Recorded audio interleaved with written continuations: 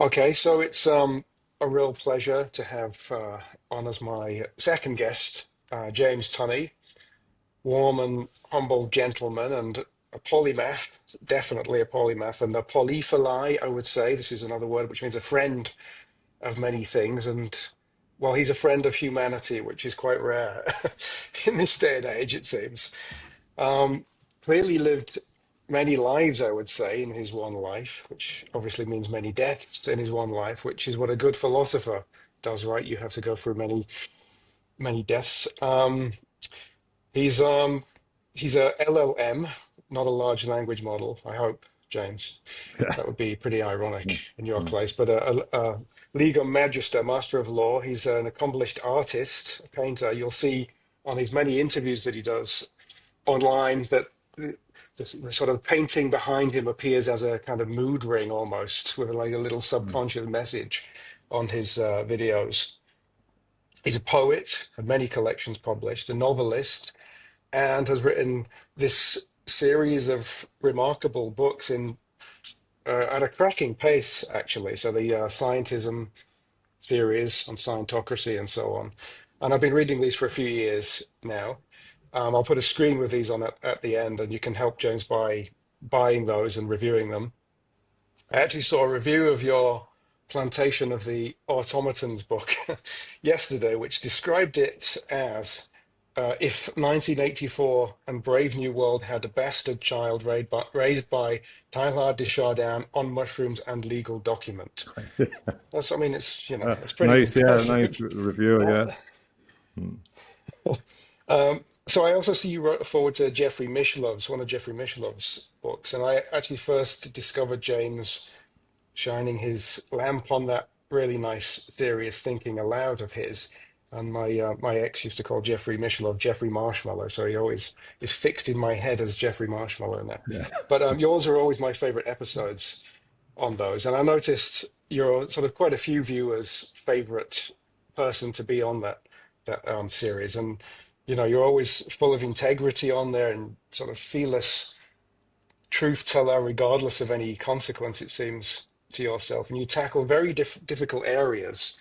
I mean, you're often sort of on the verge of things that would get you into trouble, I would say. But, obviously you've got a legal background, so you always make sure you've got a watertight case. So it probably helps knowing that you can handle yourself if it ever comes to that. So anyway, welcome, James, and thanks for taking the time to chat with me. And I know you're busy writing at the moment, so I Well, really appreciate it a lot, thanks actually. for that lovely introduction, and I really appreciate the opportunity to be so early in your stream of what I hope was a long stream of guests. And in relation Yeah. to productivity, I think I'm a bit behind you in the in the race, and I'm interested to see your journey, and in particular, people that understand the philosophical basis of science and the neuroscience. They really need to be involved in whatever is happening and bringing some sense also of the discipline. As a critic of scientism, I don't either like when spiritual people Mhm. misuse like quantum physics and things like that as if they're experts as well. I try and avoid that beyond the metaphorical sense. So Yeah. there's also a need for the discipline as well, so we don't have a spiritual scientism, which I get afraid of.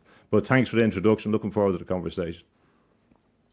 Yeah. Yeah, exactly. I mean, quantum is the go-to physics example, right, these days for scientism. And it's unfortunate because there are, I mean, just to go off track a bit straight away, it's unfortunate because there are lots of elements of quantum mechanics that are really relevant to sort of, our relationship to the world, whether we're co-creators and whether we're sort of involved in it in some way.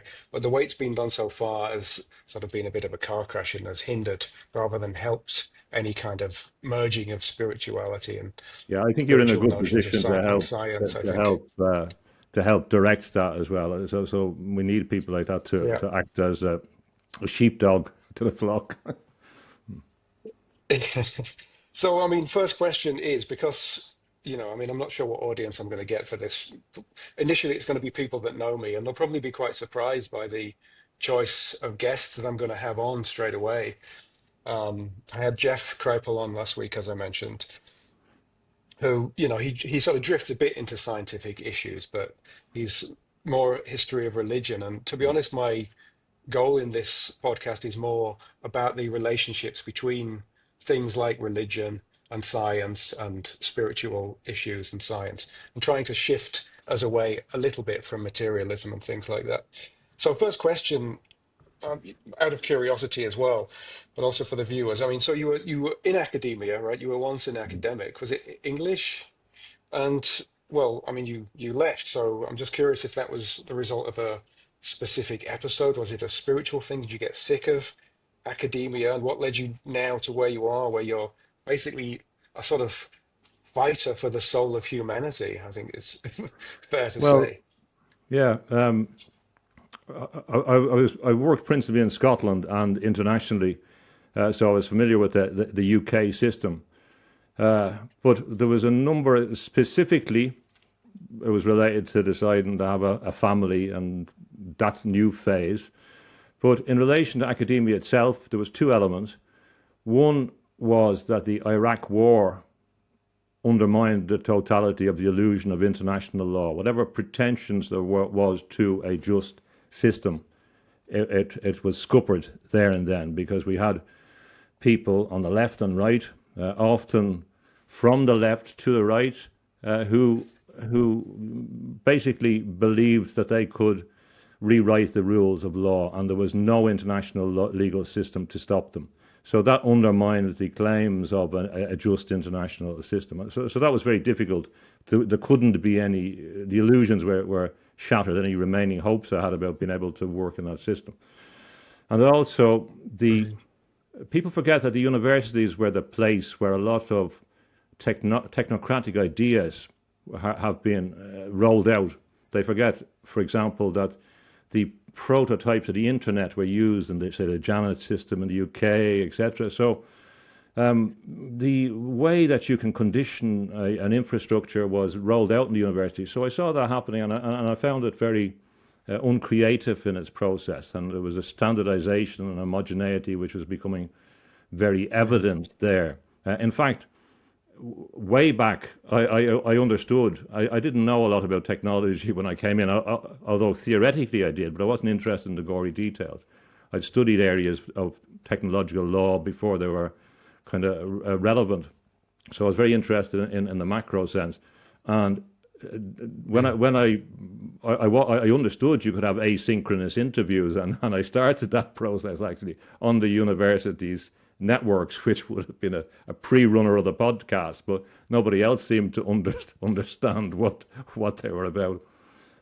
So there was a lot of interesting things, but basically there was something seriously wrong as revealed through the geopolitical machinations, and the universities were servants in that. They're participators in the process or the system.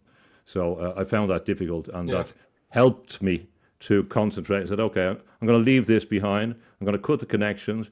I'm going to concentrate on the things. And also, in a slow process, sneaking up like the hound of heaven was this thing about another world that I had to go back to, the spiritual world, and that dimension, which you don't have time for in a university context. If you're a very, very busy academic doing all the things you have to do, there's very little space left to reflect, to have space to think about things, even in the best academic setup. So I needed space as well, and that's a thing that you don't realize Mm. until you get it, that you've been missing it, and you need space, especially in a spiritual context. Because one important concept in relation to anyone's spiritual journey is that we're receptors, and this is a thing that people don't understand, that the human is a receptor. Our development, our evolution is as a receiving agent, and our openness to it, and the ability of ourselves to receive it. So, so that was the main context. Yeah. I mean, interesting that you were seeing that the sort of the military industrial academic complex thing, in that period, but also from within a non-science department. I mean, it's rife where I am. I mean, we have DARPA coming in and giving talks, trying to get people to work on directed energy weapons at the moment in my university. So, I'm well aware of this kind of thing that goes on. Just on that So point, then, just on that point, there are books written in the United States from the 70s, 80s, which explain that nearly every technological innovation in the educational context, from overhead projectors onwards, is from the military. It's quite yeah, incredible when you look yeah. specifically at the genealogy. The whole lot of it is from the military, and people don't understand that. Sorry, that was just an aside to add. Yeah. I will return to that later on because I had some specific things about Okay. the relationship between the Mm, military and mm, science and academia and these kinds of mm. things. So, and so, okay, so you left academia, and then I'm interested in this Scientocracy series, which starts. I mean, it looks like it may have been triggered by something beginning with C and ending with Ovid, right? Did it come out of sort of this period, or was it before all of that Here's stuff? a curious phenomenon. I wrote a book called Blue Light September, which is it was a way for me really to express intuitions that I was having, and that was about in that. Now I had a deeper intuition about biological context, but I could see lockdowns in London. So this was Right. 2016, 2017. And specifically, what happened, which led me into the mysticism, or led me to return to mysticism, was that, and I mentioned this in the foreword that you mentioned, in relation to Jeffrey Mishlove, was that I had a kind of a series of inputs, if you like. I don't want to use the word downloads because that's technical, but basically it's where a locution is another word for it, where a fully formed sentence and thought coherently appears in a way that you cannot see any origin of it, in a way that it appears to come from the outside. Now, I understand that a lot of people conceive this as madness, but this is the nature of the mystical tradition. So, Mhm. in particular, and I was over in Australia uh, about 2016. We'd been traveling around, funny enough, sleeping on the ground for a few months in the tents. And when you're sleeping on the ground, it helps with your intuition. And I know this before, I used to do Mhm. it helps with forming your connection, being grounded. It's a strange process, but it does. So the in the context of the first locution, it said there's been a certain failure of spiritual evolution, and that was that. And I hadn't been thinking. I was thinking about art, and what I had done when I left the university was try to figure out. I set out on an artistic journey. It was called Journey to Abstraction. Was why do we have abstract art? Why, in particular, did the human figure disappear from the vast bulk of art in the 20th century? As a general, if you're looking at a trajectory, we'd had a human figure Mhm. up there in Western art, and then they begin to fall. And I was saying, well, why was that as an artist? And I looked through millions and millions of pictures to try and look at the style, the objective, what was happening, the total history of art, a bit like what Werberg tried to do in his visual history of magic and that. And it was about Mhm. why is the human figure disappearing? And this is a deep reflection on the disappearance of the human figure. And that led me to the opened me up in many ways to the mystical thing, specifically two propositions. That one is a fundamental, it's a certain failure of spiritual evolution, being certain and not total, and that being the basis of everything. So I began to reflect on this and look back at all the traditions again, things I'd looked at back again, but try and to analyze that as an intellectual proposition, and that fit into the disappearance of the human, which later we can see is a deliberate post-humanism, anti-humanism, a really attack on the humanism. And in that context, the Yeah. great threat was a threat from technology, that this was the great threat which began to come true.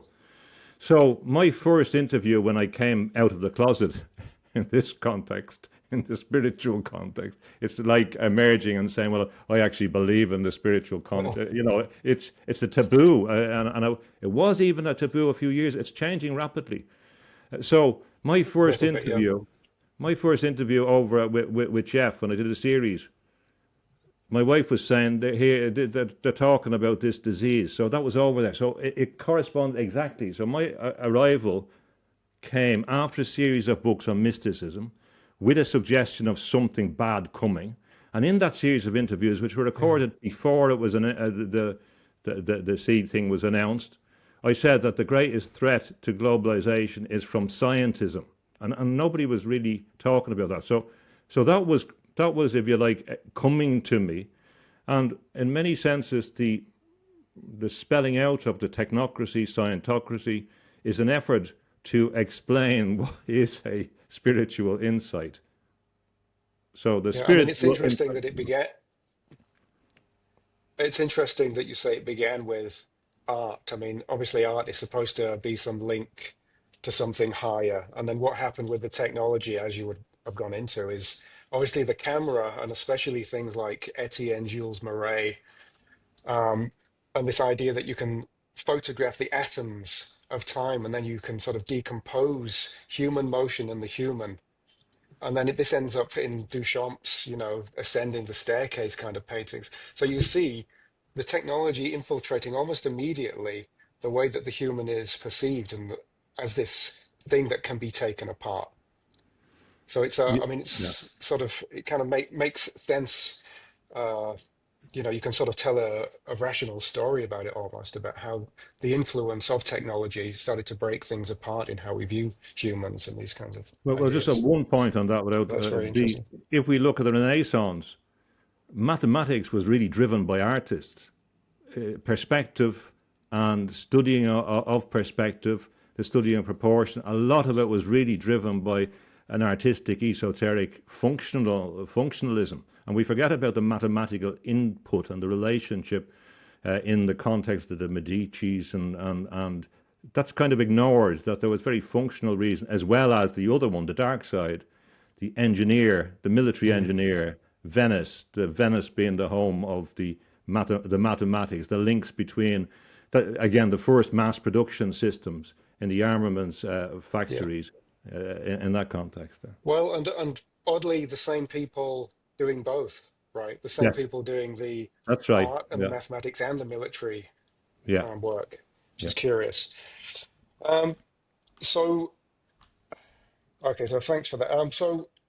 I know you don't have a TV. I think saw you mention on some interview or other, but there's a program that Armando Iannucci has, this English comedian called The Thick of It that you might have heard of, and he has this spin doctor called Malcolm Tucker, who uses this phrase, the omnishambles, to describe basically just an all-round bad situation. And when I read your Scientocracy books, your series, it basically is almost like a description of this omnishambles that's bad every way you look at it. It's sort of politically bad, technologically bad, economically bad. It's like a sci-fi dystopia movie as you present it. There's tech runaway scenarios. We've just had pandemics. We've got wars all over the place. Nuclear is coming back in. There's even this weird alien disclosure. So suddenly everything is thrown at us. And it seems like it's just happened recently to me, since the sort of COVID type things. It seemed to come out of nowhere. And there seems to be sort of hints of fascism. So, like, a big, broad question to start with is sort of how do you see the state of things right now? Do you view it like this? Is it sort of on the verge of serious peril? Is it this bad? Is it on the verge of fascism? And how did it happen so quickly in 7 years? If you do see it as I do, like this, how did we get here? That's a huge question, and I know that your books, spend a lot of time doing this, but I'm just curious what your thought is about the acceleration that seems to have happened recently Hmm. and the causes of that. The um, interesting you use the word shambles, because that's another word you see appearing in English towns and cities in a different kind of meaning as well. Yeah, But yeah, a problem, again, if we look at it from a British perspective and the sense of muddling through, there's always an idea, oh, it's just an accident, it's a mistake, it's an error. someone didn't do something, as opposed to it's actually deliberately, consciously. And the irony is, of course, that the British Empire was the most rule-based, prepared system that ever existed on the face of the planet. In its genius, the genius of the British establishment, its capacity to do things with rules. Out of that came most international legal systems, the corporate systems, the East India Company that ran India with a couple of hundred, financial systems, the City of London, most international sports, rules of boxing, football. It wasn't that they invented these things; they established the rule structure, and it was no surprise that then we had people like Turing, who comes up with basically the infrastructure of cybernetics, the great cybernetic tradition in Britain. It's because they're brilliant at rules. It's a thing that comes when you have an elite system that needs to rule a mass of people with a small amount of people. You need a mediator to control them. But in Well, I relation mean, to I was going to say there's an amusing thing since we're talking about the British and you mentioned the East India Company. It's interesting that the first practical application of Turing's machines was the Lyons Tea Company. So the first usage was for their tea. We must have our tea, and therefore we must supply the best computers for our tea. Sorry about that. It's just an interesting my sideline. I lump fascism and communism together as two materialist, not in a third way context, but I see both as in the origins very similar. If you trace the genealogy, the Nietzschean, the eugenics, the materialism, but the materialist mechanistic mindset, it's very similar. So the purpose of its opponents will lead to the same place. I see them left and right arms of the same beast, pointing in the same direction. So in that context, yeah, Mhm. but so it's worse than all of those things, as C.S. Lewis says. The Scientocracy will be worse. So not to depress people. The future is grim. It's getting grimmer, and it's going to be grim. Yeah, the dystopia is here. The totalitarianism is here. The difference is that that's the outcome of a hyper instrumental mechanistic mindset. But the bearing in mind the proposition that it's all as a result of a certain failure of spiritual evolution. Spiritual evolution is the solution and the antidote. And so what is happening is where people are becoming conscious there's a severe contrast that the things that they thought were bright are dark, and that it forces people to make a choice. I'll be involved in this Ahrimanic system, or I won't Mhm. be. What I see is that actually, if I go back and look at the time of my grandfathers and his brothers in jail, etc., and all that, and they're fighting against the British Empire. They're not fighting against the British people, or they're not fighting against Protestantism, and they're fighting against a power structure. Now, that power structure that they were Mhm. fighting against has mutated. It mutated partly because of their involvement. In 100 years ago, we see this great transition in Britain, which we associate with H.G. Wells. We see it in the scientific community, J.D. Bernal. We see it in Haldane. All of these. What was happening was that the British Empire decided that it wouldn't be able to contain mass rebellion across its empire done in a strategic and tactical way as they had experienced in Ireland. So they began to shift, and the shift was manifested in the 40s, at the end of the Second World War, in the efforts to control international organization, to control financial centers, to set up new financial centers. Places like Dubai and all, they didn't exist. They weren't there. They were desert places. So basically, we had a transmutation of empire. So what I see is, and my argument is, that we're facing the empire of empires. This is what is anticipated in Star Wars. It's kind of Mhm. reflected in children's stories like the Dark Crystal. We have the Skeksis who represent the military-industrial complex, split off from all human emotion and spirituality, and on the other side, the ineffective mystics. And there's been a split. Yep. So to answer your question, we're facing a totalitarian regime. The separation into a left and right suits. They can move between them because I believe that the powers, the whole power control both. That's my political reading. I'm going to explain that a bit more. And there is another important idea about the thinking process. If you look at what the thinking process is, how they think about, more specifically about the machine, the materialism, you have to look at specific technology. And the one that I would focus on is the dynamo. And in 1900, we had the famous chapter in the book by Henry Adams, who said that we're moving now from the defining image of Europe, which was the Virgin Mary, to the dynamo. And he did that after a series of international exhibitions.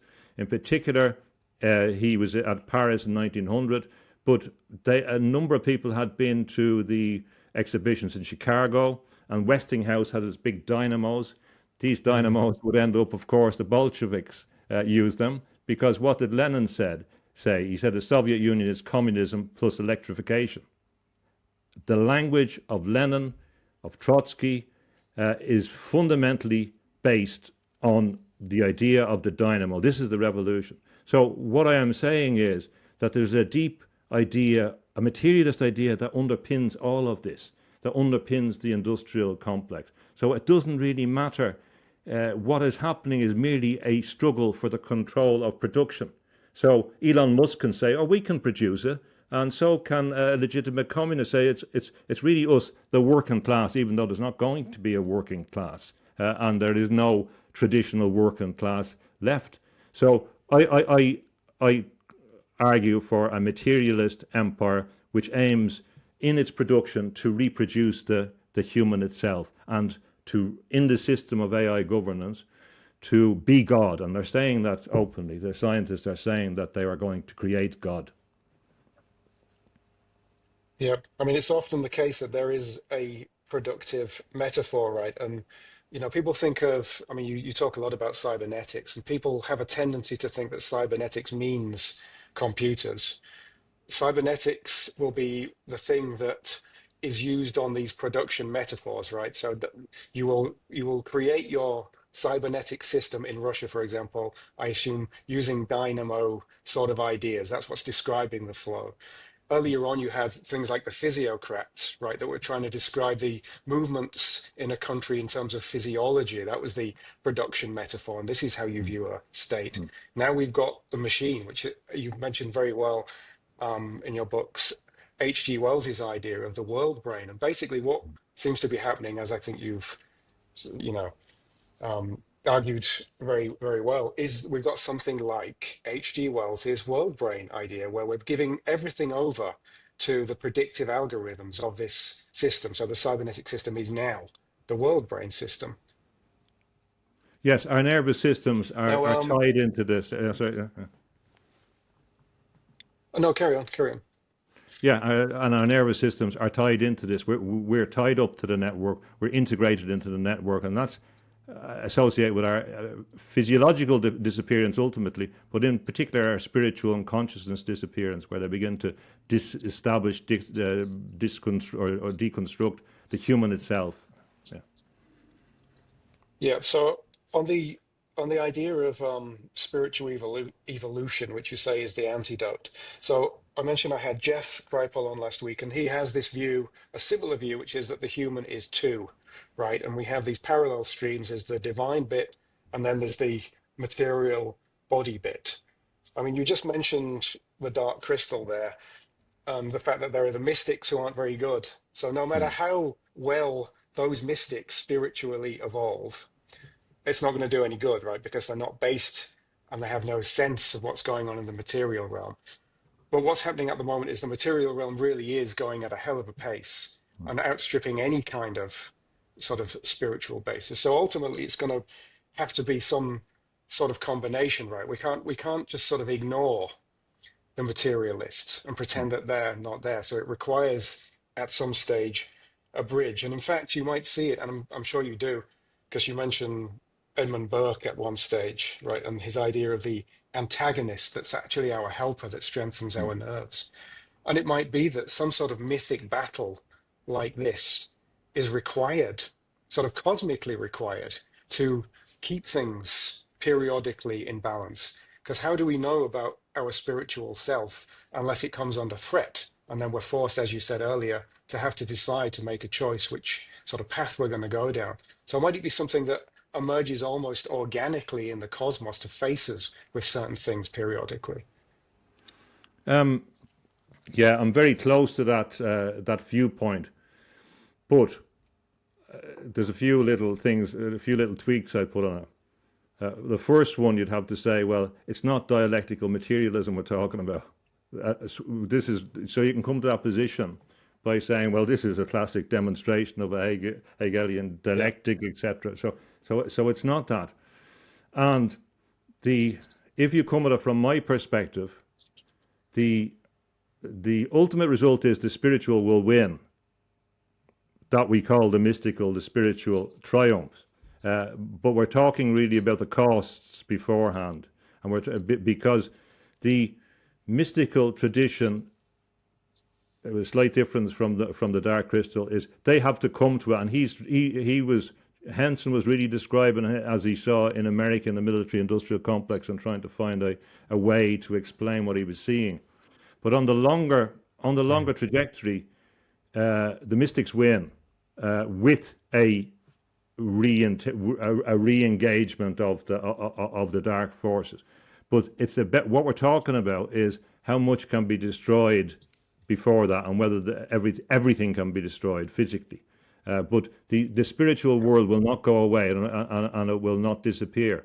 So what is happening, as you're correctly indicating, is there is a choice. But that choice, for me, is pointing to an ultimate reality, and that ultimate reality is beyond the synthesis because it's real. It is the hierarchy, the essence of the spiritual world. Now, people are willing to accept, even the materialists are willing to accept that there's something strange at a lower level, in the lower astral planes. They can have visions, etc. They're not willing to accept a higher dimension, and that's the difficulty. So we could reframe it in another way, that what if you say to your children, don't eat all those sweets because your teeth will be destroyed. There's consequences from your actions. The universe does that as well. If you ignore your spirituality, if you say there's nothing bigger than you, if you say you have no relationship to your fellow humans, if you say, well, you're going to have to take the consequences, son. You're going to have to. It's not really pleasant. If you see the world in this way, you're going to end up in a place which reflects the world as you've seen it. If you're walking over people, if you can't see that there's people hurt by those machines that you make at the end of it, you know what I mean? You're going to be attracted. You're going to end up in a context, if you believe in the post-mortem existence, with other beings of that ilk, and they're not really very nice. And that's so. I mean, there is a broader current. What's happening now is that the adversarial forces are making a move to, based on a very, very old pre-biblical idea, that they can be as gods. They can create the Tower of Babel. They can create with the one language. They can recover the Garden of Eden. It's all actually very biblical on the other side. And then we get that, which is why we get all this odd stuff about recovering Jerusalem, all these kind of imperial notions that inform present crisis. But it's always an imbalanced recovery, right? The problem is not that they are trying to create and sort of be divine, which is part of the aim, right? What's happening is that they're not doing what they say they are, because they're completely imbalanced and one-sided and missing out a whole section, i.e., the spiritual side and the heart side, which causes everything to then self-destruct. Yeah, So it's not so much that they're doing these. there's two dimensions to it. There's as your kind of suggestion, the left brain, right brain approach, and there is a problem because people who are intensely left brained literally cannot see the other thing. It's impossible for them to accept as serious issues and they can't engage in it. So they get that fundamentalist stuff. But there is also deeper, darker, esoteric traditions that inform the ones uh, who have been involved in a lot of these debates. There are strange ideas of being gods and being God that do inform them, and that's associated with ideas of immortality, transhumanism, posthumanism, and the other point to another important point, which is referring back to Jeffrey Kripal, is that if you take the Christian tradition, which I think is very important now because the singularity in that is a deliberate distortion of it wants to put an end to as it sees the Christian era of 2,000 years. This is part of the esoteric context. And if you look at the people who realized there was something wrong with technology 100 years ago, you can think of Jacques Ellul, Bernard Charbonneau, Dominique Dubarle, who wrote in 1948 about machine to govern us after he started reading about cybernetics. And he was also interested in, he was a Dominican who talked with a Marxist. They began to say, well, what is the solution? Even though some of them, Ellul had been quite Marxist and that, they began to focus on incarnation as the critical problem. It was the failure to accept incarnation and the failure to understand that we are incarnated that is the problem. And so we can get to what Steiner would call a Luciferian kind of or Luciferian idea that what we have to do is separate from the body, and this is a critical idea.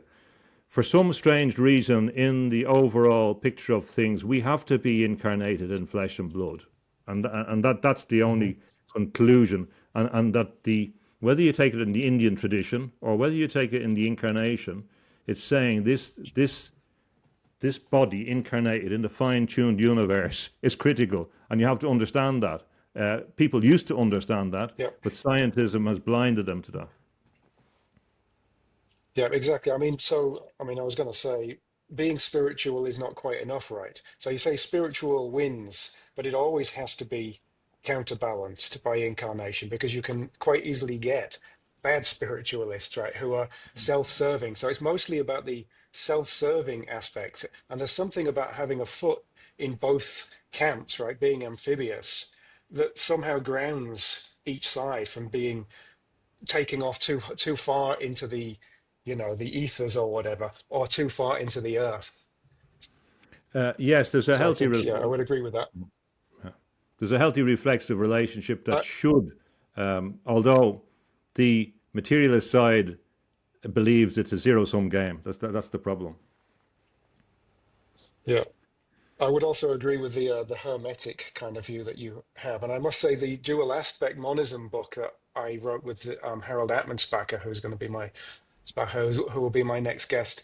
The whole aim there is to present a framework for something very similar to what you said about the thing that transcends not just the duality, the left and right brain or the subject and object, but a bunch of other layers so that it terminates in this ineffable, really, this thing that cannot be known ultimately.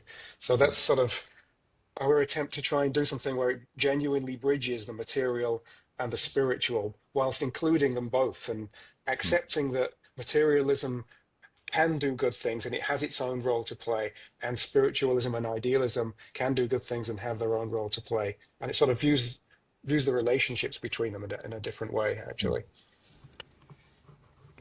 Okay, so this idea that the earth is somehow necessary sort of brings me into sort of something I want to put a bit of pressure on, actually. Right. So you probably know, I'm sure you know the novel Zanoni, right? Yeah. Yeah. Edward Bulwer Lytton. Yes. Yeah. Yeah. And there's a guy I've just come across thanks to Paul Bishop at Glasgow called Ludwig Klages, who was a member of the Munich Cosmic Circle. Yeah. And it also relates to a book called Etty Dorfer. I'll maybe come to that later. Aphrodite backwards. And the idea there is, okay, so let's say that spiritual evolution is key. It's what these novels contain and what the work of Ludwig Klages contains is the idea that your spiritual evolution, to some extent, has to come at the expense of humanity, of your humanity. So the higher you go in spiritual evolution, the less linked you are to human concerns, the less linked you are to the heart and to love. And you find it in myths, right? The Mm, idea that heavily spiritual beings, immortal beings, in order to sort of join the earth, have to give up their mortality. If they want to love somebody on earth, they have to give mm, up their immortality. So there always seems to be this trade-off between spiritual evolution and spirituality and the earthly things. And you can even find this in Schoenberg when he's talking about Mahler's symphonies, points out that as you go through from the first, the Titan, which is like this earthly, it gets the passions going. By the time of the ninth, there's basically just angels that can enjoy it. He's left the earth basically, and he's no longer connected with us. So might there, and I have the same problem with Ian McGilchrist's idea of there being having to be a master and an emissary rather than balance. And I see that you also have this idea that one needs to be the dominant force. And I wonder whether this is just going to continuously give us pendulums. And I wonder what you thought about this idea of spirituality coming at the expense of humanity. there is an interesting change of emphasis for me in that I'm increasingly rejecting the argument about spiritual non-religious. I'm kind of reacting about the idea that you can jettison the whole religious tradition. Well, I am going to more and more fight back against that, because a lot of what I've seen in the spiritual, not religious, becomes meaningless. It becomes nihilistic. Now, when you're talking, that's a very important point that you've made, and it's even going to present challenges for you, because it could be that you end up working for the man, working for the machine when you're doing the science, and that's a great danger. Mhm. Although one would not know it, one would not intend it, because the machine wants that as well. So this is a great difficulty. But it does come down to, I don't know, you've probably read Wolfgang Smith, or come across him. Mhm. He's very, yeah. Yeah, yeah. So if we conceive it in terms of time and space, and the eternal domain, a lot of what these guys are talking about is the median zone. They're talking about reaching a type of spiritual immortality, but it's not an eternal domain. It's in a domain which is beyond time. So this is so a lot of Mhm. transhumanists are fighting against time, but in the fight against time, they're willing to be anywhere which is not in time. But they're not focusing on what we are told is the eternal domain. So it depends on whether you focus on the eternal domain, and that's the difference, and whether you take that seriously. Now, Steiner said that liberty. Yeah, sorry, No, you want to make a carry on point? first. I'll record this. Steiner said that. Well, yeah, I was gonna. Go You ahead. go. You carry on. Steiner said that Well, I was going to point the out. I was going to put. I'm going to go. I'm going to make a decision, and I'm going to go on the point about the nature of the eternity. Um, okay, so it's basically a timeless realm, and this seems to play into what I was saying in the Zanoni novel, where you have to, if you want to come into human form, the whole point of being human is that it's a timeful game, right? You have a beginning and you have an end, and there's time pressure, and that's what makes choices matter so much, and that's what gives it its meaning. So if you go to this timeless realm, you're stepping out of everything that gives life. You're stepping out of life, basically. And this is the point of Klages's work, because he sees spirit. It's a very interesting position. He sees spirit as antagonistic to soul. Geist and seal are antagonistic to one another. Spirit doesn't like soul, and soul doesn't like spirit. And our job is to bridge them, because they both need one another, but they don't realize it. So we need to set up a kind of feedback cycle and have one foot in each. Whereas people like Wolfgang Smith seem to be suggesting that no, you leave the earth. The idea is to leave the earth plane. and go up into this timeless realm, which I would disagree with.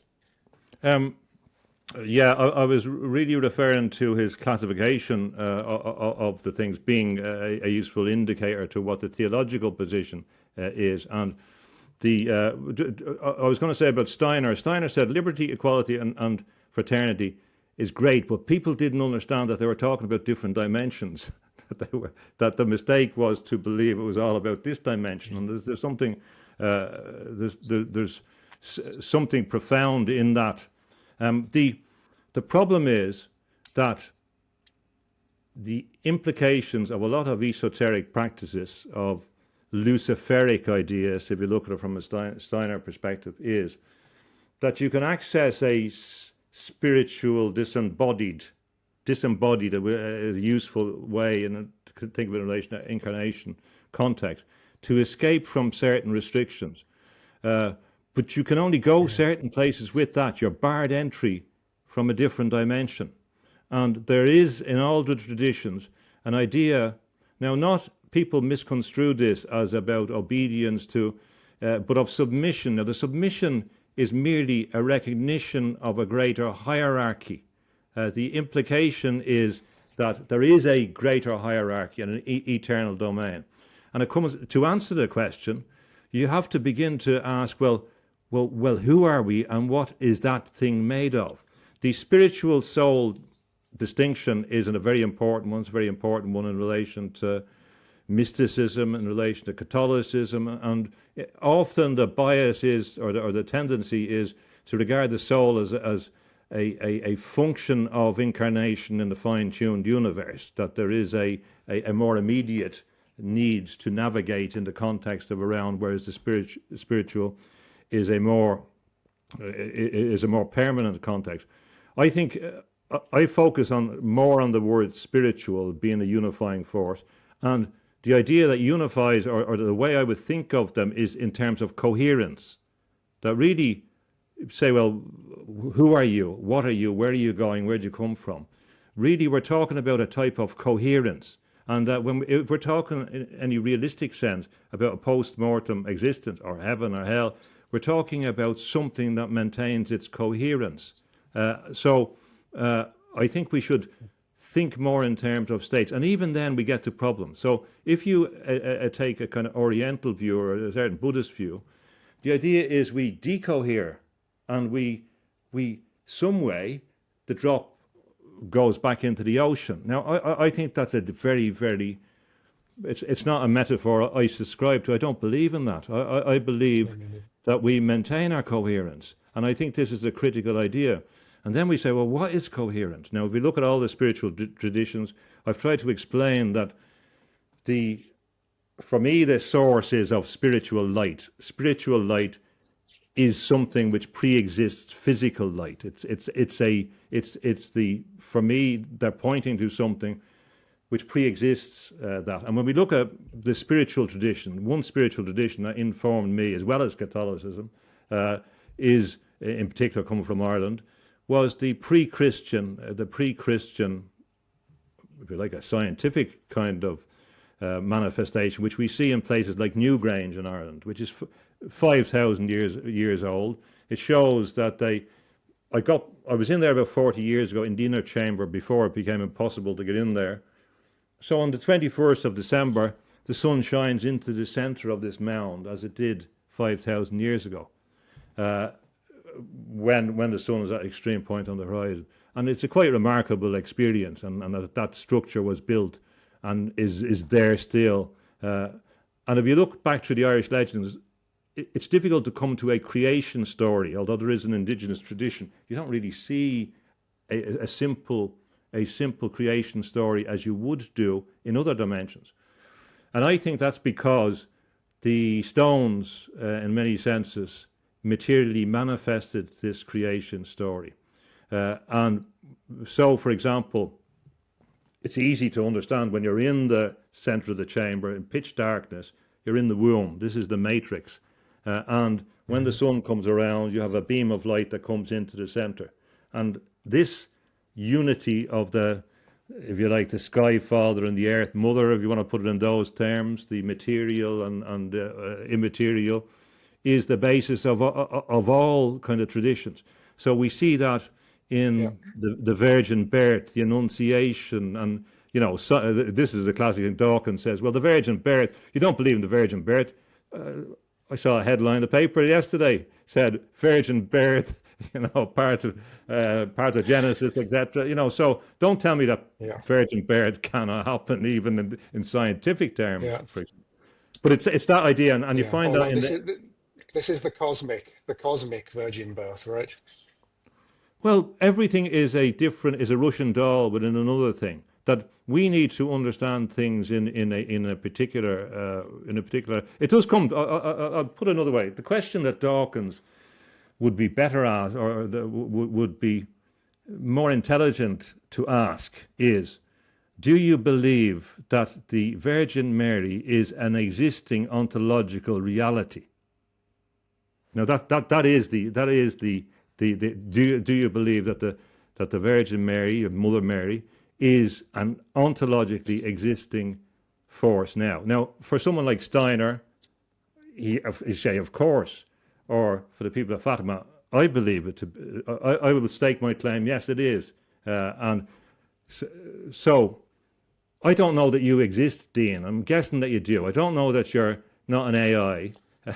I trust you do. I met Jeff. I went over and met Jeff, but I'm guessing they are. But I I've can't been say. well trained, very well trained, if I am. Yeah, but you know what I mean. I can't guarantee that you exist, but I could be more Yeah. certain for myself that certain spiritual phenomena exist. That's my belief. I don't enforce that on anybody, but it is a question about what actually do you believe in. So Mhm. again, I've been very interested in the Marian apparitions and Fatima, etc., etc. It's very, very interesting that the objection that's made by Hume as well, miracles, we can't prove them and we can't disprove them, and you know what I mean. So therefore, in relation to Fatima, it was announced that there was going to be a miracle, and it still wasn't good enough. Although many scientists, Freemasons, anarchists said, "Yeah, we saw the phenomenon." Yeah. Well, I was going to say, I mean, so Ed Kelly, who was working with Ian Richardson, who did all of the free life memories um, experiments at Virginia, was pointing out that Ian Richardson had to be way more careful with his measurements than any orthodox scientist would be because he knew what he was dealing with. So his data is absolutely fantastic. It's much better than the kind of particle physics data you get, which is riddled with sort of averaging out and all and getting rid of noise, which you assume in order to get Mm, your correct models. So there's a higher standard of proof on these things in mm, many ways. And plus, what you're asking for is a standard of proof which is particular to a particular kind of phenomenon, right? A replicable, repeatable, invariant phenomena. But the whole point of these things, the reason why they're called miracles, is because they're not repeatable. They're not mm, invariant things that you can sort of make mm. happen. They And stand even when outside the cause effect relation. I'm sure if I'm reading your books about quantum gravity and that, I have to come to it with a lot of faith and belief in order to, accept the integrity of the evidence presented, and especially when I can't understand or make head nor tail of certain equations, most equations, Yeah, I So I have mean, to take it on I mean, faith. it gets really exactly. I mean, this was, I think you even mentioned this, but so one of Paul Davies's points about the nature of science is that it rests on the principle of the uniformity of nature, which, as Hume also showed, has no rational justification. You've got no reason to believe that things are going to go the same way they have been going. So it Mm, rests on a element of faith. And then there's, as you say, the additional faith, which is I have to trust, especially with things like the LHC and the discovery of the Higgs boson. I have to trust the statistics guy. I have to trust the electronics mm, guy, the guy who runs the lasers, the computer programmers, the physicists who did the model.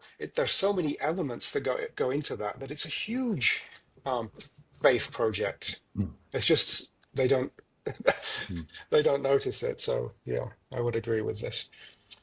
Um, I mean, so sticking a little bit with this, with the spiritual evolution idea, I've noticed that you are, I mean, just it's probably for the same reasons that you're against the spiritual but not religious kind of ideas, but you have something against Sri Aurobindo and Desjardins kind of spiritual evolution. You don't seem to like where that heads.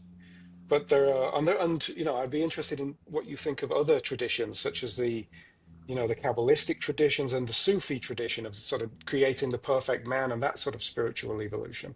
Because there's lots of different versions, right? Flavors of spiritual evolution. How do we say this is the one, this is the correct version of spiritual evolution? Well, my first, I felt that my first disposition was to argue in favor of spirituality in general. So I've done that in mysticism, in all traditions. I've tried to, apart from I can't, Satanism, I can't, support. But in relation to all the spiritual traditions, I say yes, we have to kind of be aware and accept that there's a spiritual basis and a different metaphysical structure. So in that, I was supporting everybody and I support views Mhm. that are opposed to mine. So after that, and I have been involved in spiritual but not religious, and what I'm describing is a more Mhm. recent change of emphasis because I've got less enthused because I see as much bigotry emerging in those contexts. People say, "Well, I don't know, I'm spiritual," but all that kind of stuff, and you say, "Well, hold on." You can't dismiss all this. You don't know a lot of them. A lot of them don't know about, say, legal history, the origin of rights, things like that. And these are things that I've studied in depth and very close up and a great cost and a lot. So I'm not willing to throw out stuff that people have been fighting for 1,000 years, nearly 2,000 years, that we benefit from because some person doesn't Mhm. understand and is ignorant about that. So this is a more recent thing, and I'm involved in spiritual but not religious. But I'm not. I'm not. That was a critique of religious institutions. Now and in recent times, I think there's a balance needed to be had in defence of religion because it's really under pressure. I like Sri Aurobindo. I'm very interested Mhm. in him. I defend him. I rely on his critique of Nietzsche's Superman. He says this is the wrong way. His understanding of the Superman is incorrect. Desjardins, I'm definitely very critical of because Desjardins, in my view, was a posthumanist. That's what he's saying. He is close to Julian Huxley. He's describing a collectivization of consciousness, a hive mind, effectively. He didn't believe in the Yep. incarnated Christ, as far as I could see. He was an arch materialist, and he has strange affinity with this uh, archaeology and paleontology, which it is often a bit odd. It's not. It doesn't appear very scientific to me when you begin to look at what happened with Piltdown Man and the Peking Man. It's not great evidence for me. So I support all those traditions. I have great respect for Sufism, but now I'm going to have to say what actually where I came from in relation to or where I'm coming. Beyond that, I support all those things. We all have to work together. But then there's me as a person, come from my background, and my Mhm. argument in the for where I came from is I come from that tradition of those whoever was there building those things, or my family were on that island for as long as we can, and they feel close to me, and I understand those things. So I'm taking ownership of that tradition, which was close to nature, which understood the stars, which understood the interrelationship, Mhm. and didn't seek to superimpose itself on the earth, and had total respect for it in a cosmologically open sense. That's a base. Catholicism, I come from that, so I have been in the last few years looking at that. It has the best records of a mystical tradition, for example, and I've been particularly interested in the figure of the Virgin Mary. Now, what's interesting about the Virgin Mary is she's critical of the church, of the institution. This is what all the apparition is a critique. A lot of it is a critique of the institutions. She's not appearing in Rome. She's appearing on the margins. Mhm. So there's a very interesting dynamic, and in that critique, a long, a very interesting tradition of a critique of atheist materialism. It's quite fascinating. I will be making this clearer. So I'm very drawn to that. Can I, yeah, I was going to ask if you've had some experience that, and this is what you're drawing from. I mean, how do you understand the appearance? Is it as some sort of archetype constellating? Is it No, like no, okay. a manifestation? It's funny that you chose that painting behind you because that was a painting I did when I had a dream, and the dream, I had a fantastic dream. It was great. It was wonderful. I woke up and hadn't a worry in the world. It was one of the best dreams ever. It was an affective dream. It was, but I couldn't remember anything about it. And this happens to me a lot. I couldn't remember any, and this is a phenomenon. There is that idea of the cosmic school and all this kind of stuff when you're asleep, Yeah. this happens a lot. It has been fantastic. I knew, I had glimpses of something, and then it's like you see in a film with the end. You just get the music fading Mm, out. And this dream, there was only one thing I could remember about it, and I didn't know at that time. I was very immersed in a different in the academic world. All my energy was invested in that. I wasn't thinking anything about spirituality. It didn't exist in many senses for that phase, as you know, mm, when you're heavily and you're just doing the stuff. So it was the rose garden. That was it. And I said, what's that mean? The rose garden. I had no idea what that was about. Um, and the only thing I could come up with was something like you did. It wasn't exactly, but it was that kind of style. Where there's a collection, you don't know what well, even the feeling behind that painting is a similar thing. There's nothing definite, but there's mhm, something definite in it. Um, and that was just mm, a part of. This was one of the parts of with other parts, but it's the one that proved relevant. And I've had that mm, rose theme continues. I've had remarkable dreams about which involve roses, rose garden. It's a symbol associated as you can trace it back to Persian literature, Persian spirituality, but particularly about the Virgin Mary. So I began to study what that meant, and I have had some, yeah, certainly some remarkable experience, and if you want to call them lucid dreams, as well. So, mhm, so that it's not an archetype, and so I mean, uh, so I have had contact with people who like Carmelites, for example, nuns that live in enclosed orders, who are in this world. I mean, these are where all the great mystics like Teresa of Avila came from, John of the Cross. yeah, These are ones that exactly. speak to God. Yeah. So they're very, very So you skilled on. probably yeah. I mean, it sounds like you entered the timeless zone, right? And that's why you couldn't bring it back into the time zone. Yeah, yeah, that's right. You can put it in those. What it is, what it did was, and again, I've tried to study in a if you want to call it an academic way, all of the apparitions. It's kind of remarkable history. But here's the funny thing: when I began to look then at all the material, the philosophical thing about what was happening, and you come to the dynamo and the Virgin, for example, and Henry Adams, and you realize that he's describing something which is about a bigger operation. Now that could be for other people, it could be different. I understand there's different approaches to it, but I have to be honest about what it is for me now. And I don't also what happened in Ireland, the transition, people don't understand this properly. There's not one Catholic church. There's different churches within the thing, the Celtic Church, etc. But Ireland was very unique, and Ireland, I believe, took the Druid tradition and informed early Christianity. That's why they're so successful in a movement between Ireland, north of England, etc., Scotland. There was a great melting of these traditions, and I put that down in particular, manifest in the life of Saint Columba to the volcanic eruptions in 536 and 540.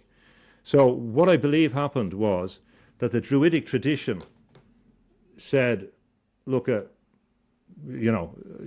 getting the sack, lads. It's not working. You're not bringing back the light. The light is not working. You're doing something wrong. And then you had the Christian, and they merged the two. And that's why the Book of Kells, etc., there were mystical things informed by other traditions. They didn't reject the nature the understanding of the natural world. They merged it, they fused the two. Now there was a, and they were the ones that bring Latin back to the continent in the Dark Ages, etc.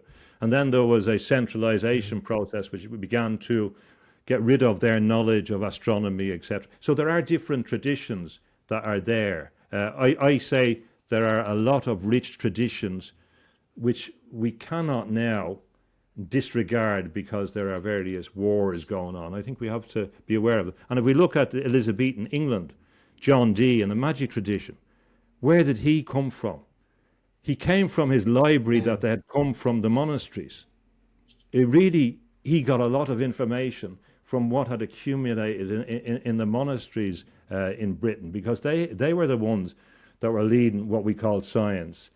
Bishop Grosseteste, etc., in his explanation of light and his study of light, and Roger Bacon, and they had a wider view of what we'd call magic, etc.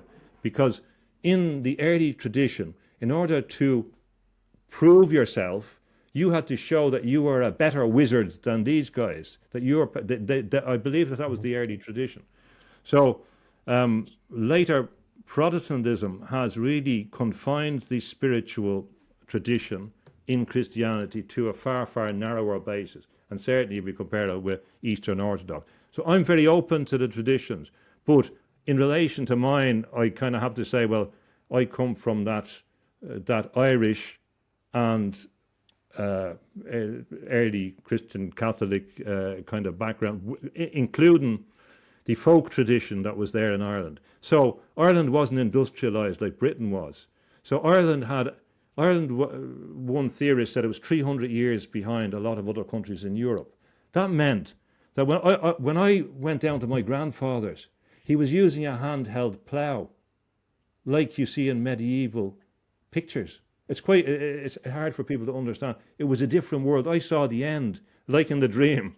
I saw the end of a different world where spirits were everywhere. There was fairies. He saw the banshee coming home. The banshee was coming. I heard the fella. He saw the fellas appearing who were in England, appearing outside his house before they died.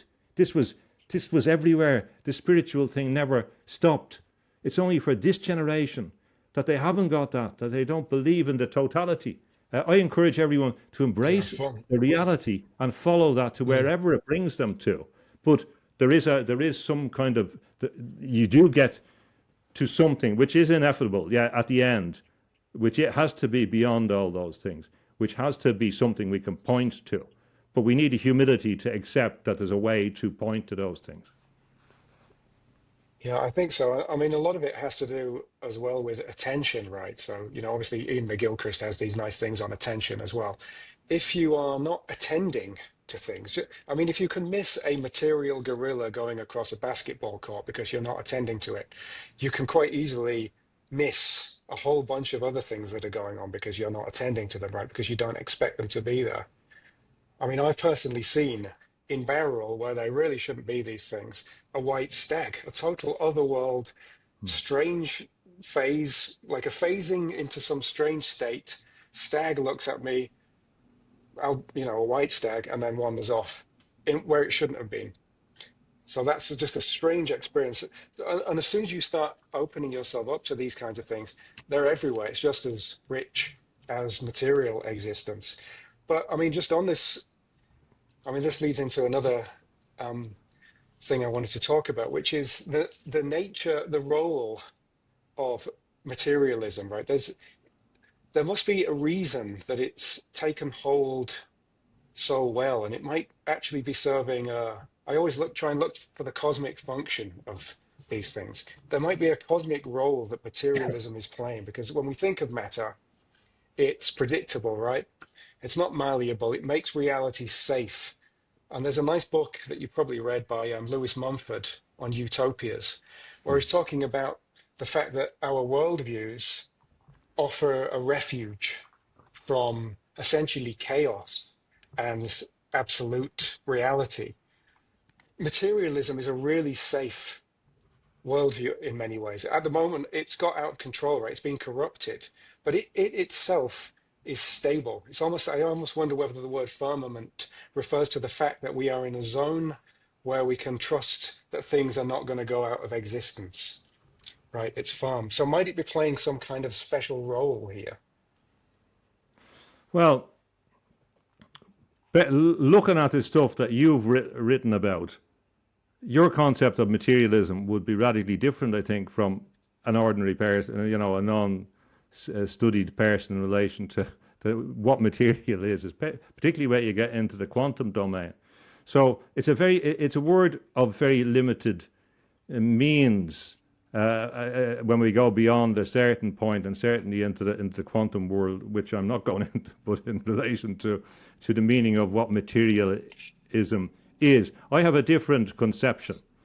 The conception goes back to something like again the Virgin and the dynamo. Now, actually, the guy that developed a lot of the first automatic machines was Christopher Polhem in Sweden, who developed a fully automatic factory, if you like, out of wood. He used wood for machines and to get hydroelectricity, etc.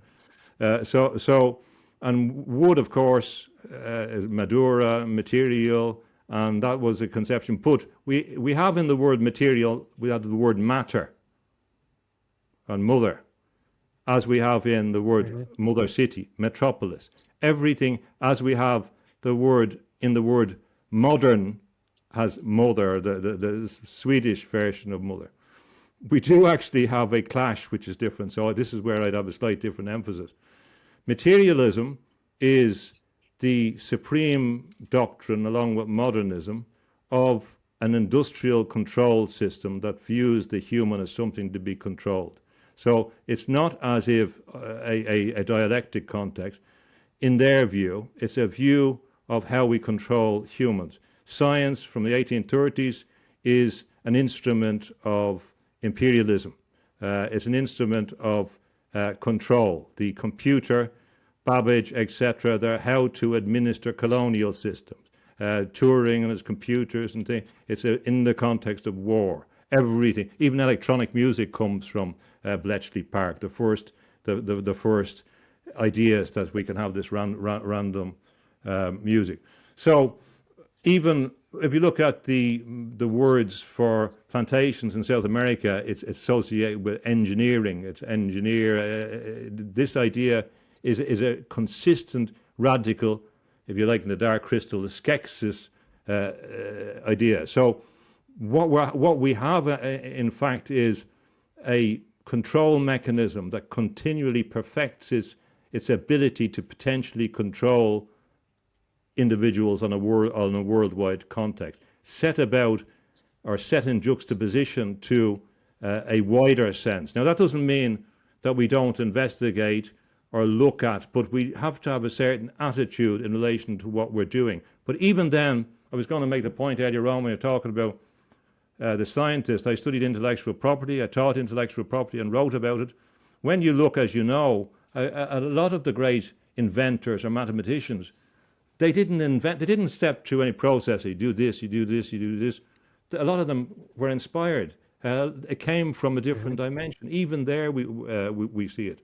I'm a pragmatist, so I understand we have to engage in it. But the simple proposition is the direction of the driving force, the dynamic force, the revolution, and revolution is a word really associated with electrical equipment, the Promethean equipment, Franklin control and electricity, the electrical age, the medium is the message. What we have essentially is a movement towards posthumanism. The lot of it, unfortunately, because the individual scientist on their own in their shed is disappearing.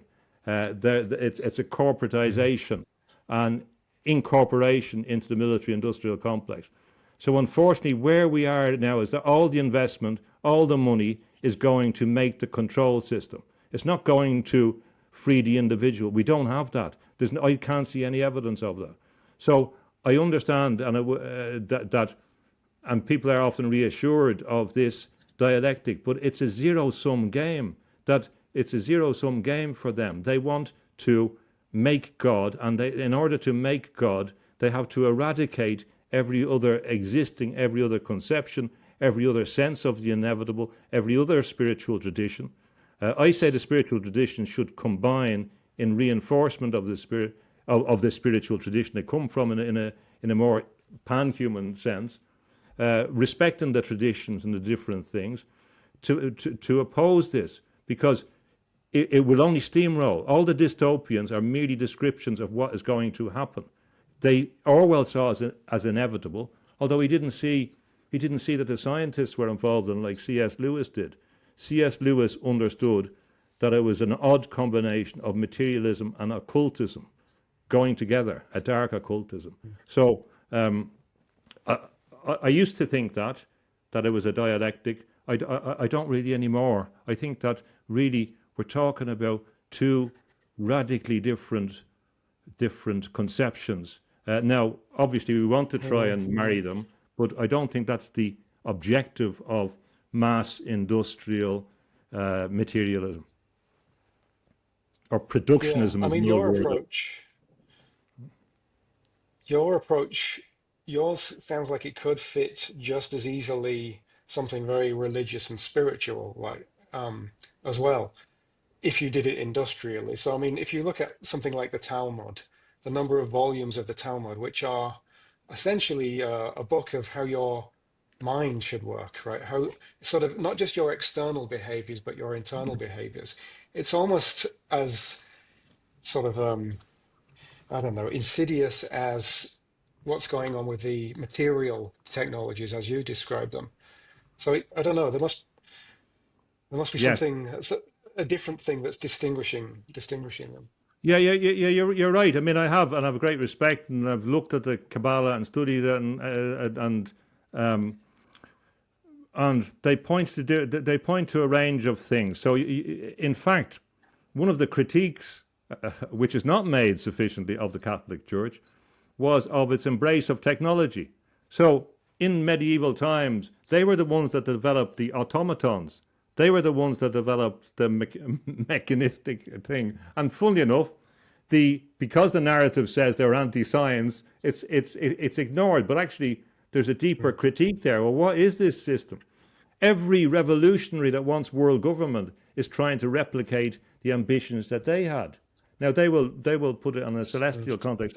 So I agree, but what you come down to when you get beyond all the encrustations and administrations and whatever, and there's a need for them. I mean, your universities are not going to work without some of the dull administration, except nothing works without some system. It's about what systems we choose and how we can influence them. But the when you begin to look at, well, what is the message behind all of these things? For example, in the tradition I was talking about, the mystical tradition, which is about countering atheistic materialism, it comes down to ideas like the holy face, the idea of, and that for me was the same as we find in the Jewish tradition, of the encounter, of privileging and focusing uh, on the other person as the representation of the divine order, on meeting them, on dealing with them.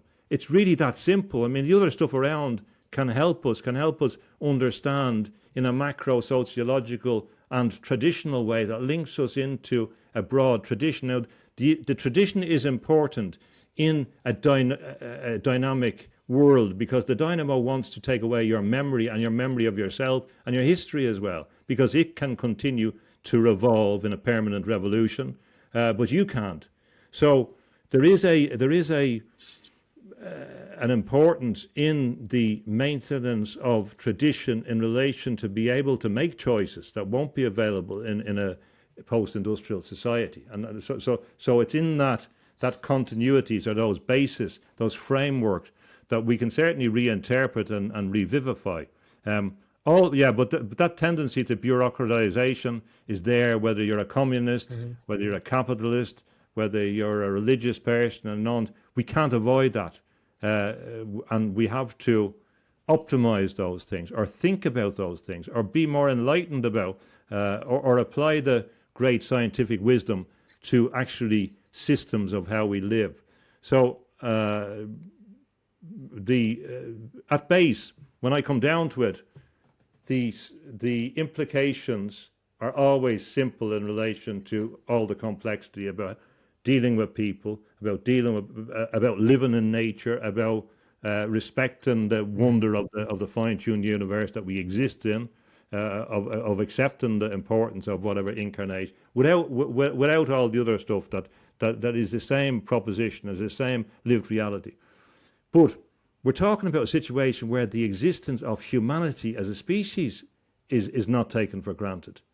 So, in that context, we have to be very careful about not giving up, not giving up things which are about our humanness, which are really grounded in our humanness. We have to be careful because the machine is going to take everything, and that's why I'm a bit reluctant to throw everything out and believe that I know that I don't have the power to. We don't have the power. 1,000 of us don't have the power. 10,000 of us don't have the power. 1 million don't have the power. 10 million don't have the power to do this.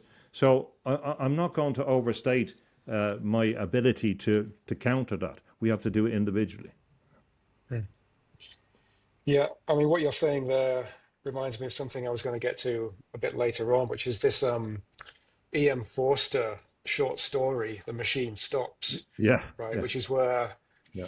eventually they're in. It's almost like an early version of Wall-E, that movie Wall-E, where everything is carried out by machine, right? Yes, Your action, you just sit in a room with a screen, and all of your interactions are done through the screen. Nobody goes to visit anybody. And there's that one stage where a son wants to go and see his mother in person, and she doesn't understand why she would possibly have to go in yes, person.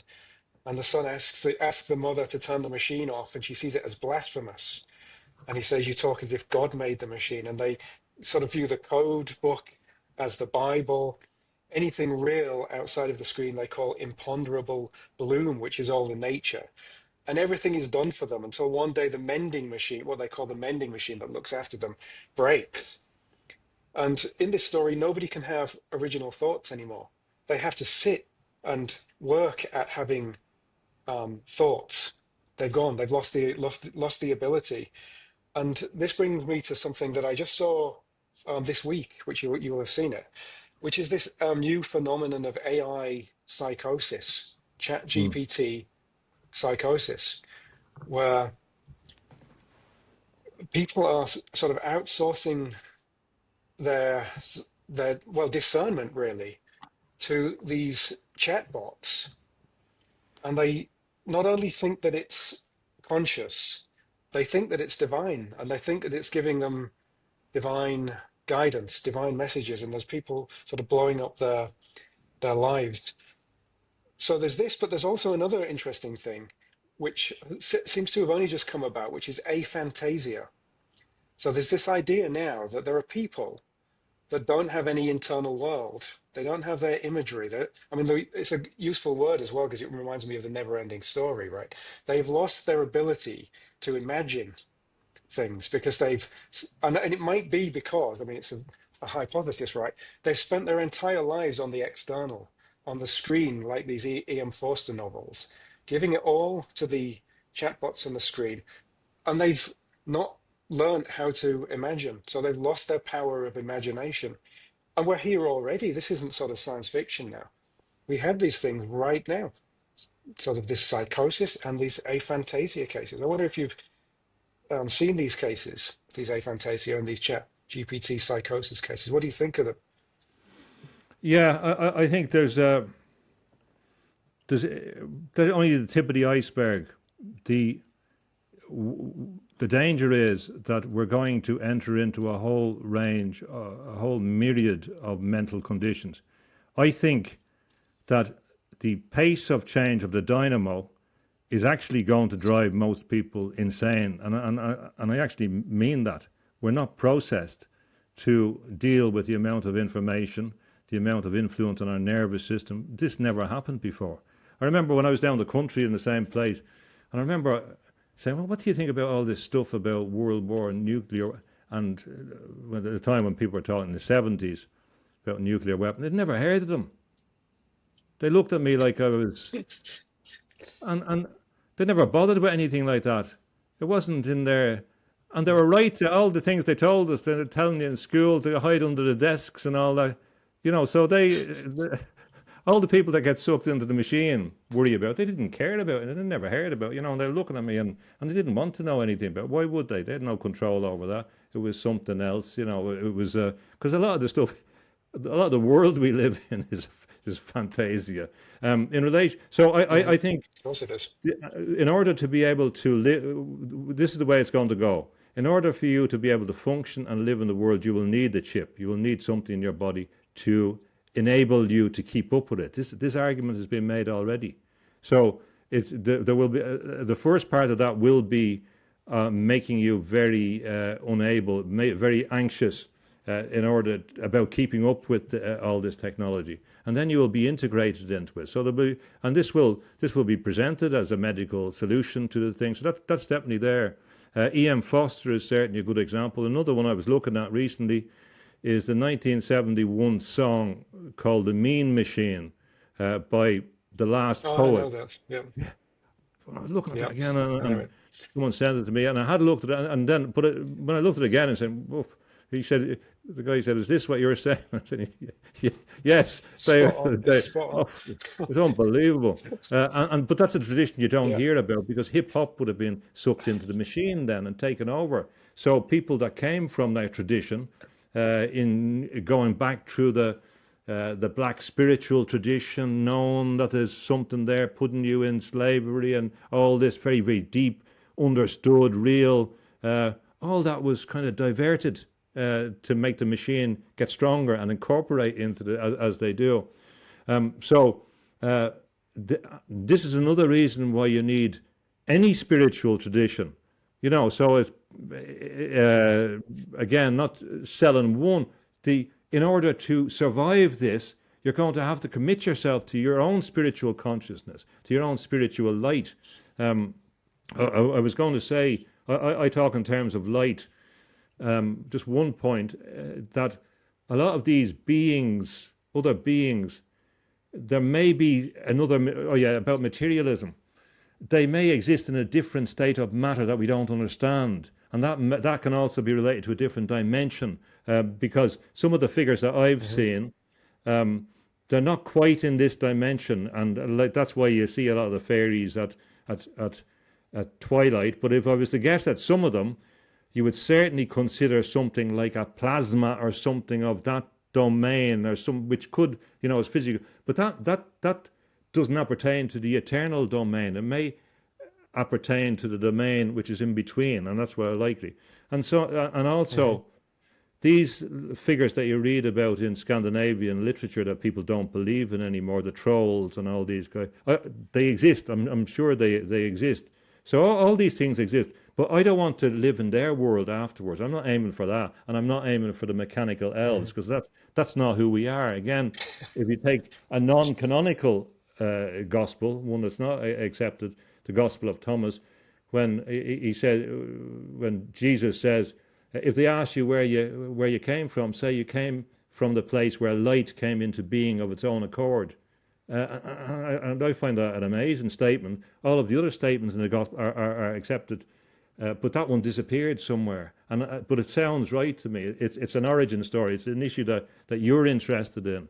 Light coming into being of its own accord. It gets to the issue of, well, consciousness is fundamental, spirit is fundamental. Does will come before existence, material? So that's the deeper context. Which comes first? And material is associated with mental projection. So if we look at Richard Dawkins, the extended phenotype, the idea that it's out there, it's the beaver's dam. The problem is that he thinks that it's the extended phenotype is the only thing really that matters in the end. So if we focus on externalizing, on turning the human inside out, which is another description of the process, you're going to get turned inside Hmm. out. So there's nothing hidden in you. There's no mystery. You're on a behavioral machine. Well, then everything can be manipulated. So this process of integration also involves this externalization, which is protected against in the spiritual traditions by, like, the idea of Teresa of Avila, the interior castle. It's the idea of protecting yourself, of not of not making yourself open.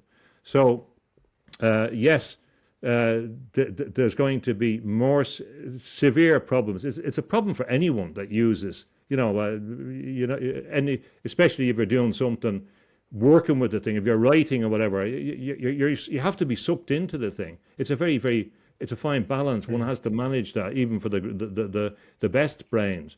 But it is definitely going to. It has disturbed, it has eroded, it has corroded community values. It is more and more going to alienate the individual, and the solutions won't be there. And here is the problem: if you turn to a kind of crony capitalist consumerist perspective, or if you turn then to a communist perspective, you're going to get the same philosophy that informs this process, with the spiritual dimension having been removed. And so you're not going to get ultimately a solution there. It only means that you're an accelerant in the process, as far as I can see it. Mm. Okay. I mean, there are many things I could go into there. I mean, on the inside out idea. So I mean, this is happening. So you see it with the AI, but it's also. I mean, I sent a quote to you from this guy Murray Shanahan, right, who has this book, the I think it's called Embodiment and the Inner Life, which is an ironic title because the whole point is to get rid of the inner light. He calls it Yes. the Yeah. dubious inner light. Mm. And his point is that because it leaves no presence and it can't leave a trace on the outside world, we should ignore it. Not just in science, but we should ignore it and focus only on exterior things. And it's interesting because I mean you've written a lot about Hobbes and that era. There's I mean, I wonder if it's the same thing repeating. I mean, you know how these things, well, they don't repeat, but they rhyme or whatever it is. But Hobbes and Boyle, at the origins of the Royal Society, had a debate about the path to knowledge. What should be the royal road to knowledge about the world? And Hobbes was of the view that it should be like, Platonic geometry. Maths is the royal road to knowledge because it's infallible. um, Boyle was saying, no, we should do experiments. Hobbes said, no, experiments are, they have errors and these kinds of things. And it centered on the notion of the vacuum, right? And this was going on during the Civil War. And there's a famous book by Simon Schaffer and Steve Shapin called Leviathan and the Air Pump. And this was sort of supposed to be a way of restoring order. So the idea was focus on the experiment because we can all see the experiment. We can all stand back and look at this experiment being performed before us and all agree and restore order. Whereas if you're doing geometry and maths, it's an internal state and we can't sort of get in there. And it's almost like a priesthood and an elite thing. And I think there's something similar going on now with this Murray Shanahan's book. And um, what was I going to say? There's another point I was going to make. I think I mean, it is a parallel situation, I think. And it seems to be the same thing again. In order to try and get some sort of certainty, you have to focus on the exterior things. Oh, this was the other thing. You've also mentioned Ivan Illich quite a bit. And what happened once the experiment ID was chosen, and it was chosen for what looked like a good reason. It was sort of, this is democratizing knowledge. Anybody can do these experiments. Well, look how long that lasted, right? Pretty quickly, the only people doing experiments are, in those days, very, very wealthy people who could afford to do experiments. And knowledge is Mm. almost immediately taken away from people. So there's this watershed thing where it comes in as if it's going to be freeing, and then it immediately does the opposite kind of thing. So I think, I don't know, there's a lot of parallels going on with that debate back then, which was very central debate, right? The Royal Society came from that and all of these kinds of things. Our entire way of doing science came from it. And I see the same thing again now with this idea of the inner trying to be eradicated to give us order and control.